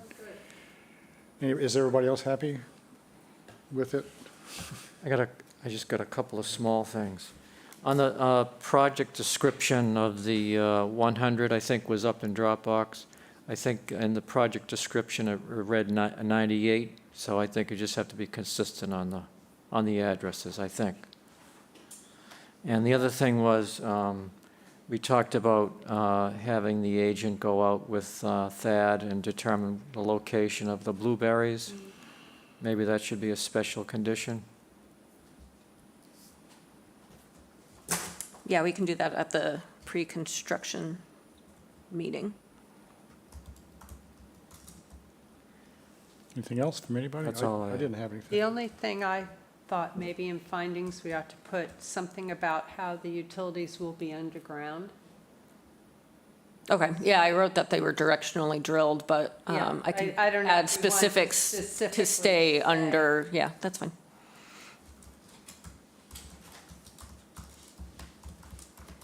Okay. Move that we approve the order of conditions for 98 and 100 Oyster Pond Furlong. Latin second. Roll call vote. Cheryl. Aye. Bob. Aye. Janet. Aye. Karen. Aye. Elise. Aye. And I vote aye. All right, then we just have the minutes for June 22nd, 2022, and April 20th, 2022. It's the oldest one we've had in a while. I have a couple things on June 22nd. First of all, I don't think I can be present and also present virtually at the same time. Okay, which, do you remember which one you I were? was virtually. That was June 22nd? Yeah, I've got it here, Nikki, so I can. Okay. This is the Dropbox version, so I can fix that. I mean, that was my glaring thing. I thought, boy, am I talented. Ooh, magic.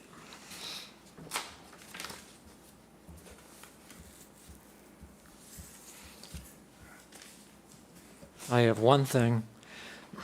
54 and 0 Barcliff, Yep. Chatham Fish Pier. Yep. Near the bottom, it says alternative 2, risks of structural, should be instability, Instability. not stability. Ooh, okay, Got it. very good. And then on 571 Old Harbor Road, at the top, the walkways are the ones, not one. Plural on Okay. ones. Got it. That's all I had, thanks. Yeah, I missed that. All right. I can't add anything. So, So that was June. Anyone have anything on April? Yeah, there was she. There's there was nothing a there. lot. So the version in the Dropbox, I marked up and and added the stuff that, I guess it was Ann, I'm not sure who was doing it, or Crystal. So I don't remember. They couldn't hear Yeah. I guess we Oh, weren't yes, speaking yeah, into Crystal the- said that, yes, there was So, a time that it cut out. luckily and- I had good notes, so I just added perfect person to, good. everything to it. So it's in the Dropbox, everybody can take a look at it, and if you, I added who was here. Oh, so I couldn't tell. Elise, were you here? I'm looking, And Cheryl, I didn't know. what, This was April, this was the one where I we was- met with the Climate and Energy Committee folks. yes, And- I was there. Okay, so I wasn't sure. Okay, that's why I was confused at why we were doing April minutes, because we're completely caught up for the most part. Oh, it was And just so- that one, that special meeting with the. Yep, okay, yeah, so she couldn't hear a lot of it, so. Right, because we were all mumbling.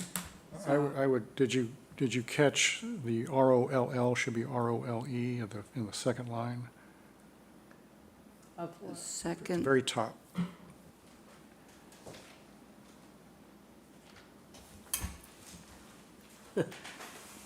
oh.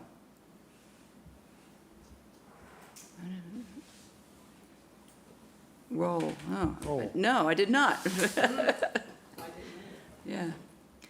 So, anyway, I just put into the context about why they came to us, and I included the recommendations that the commission members made back to them.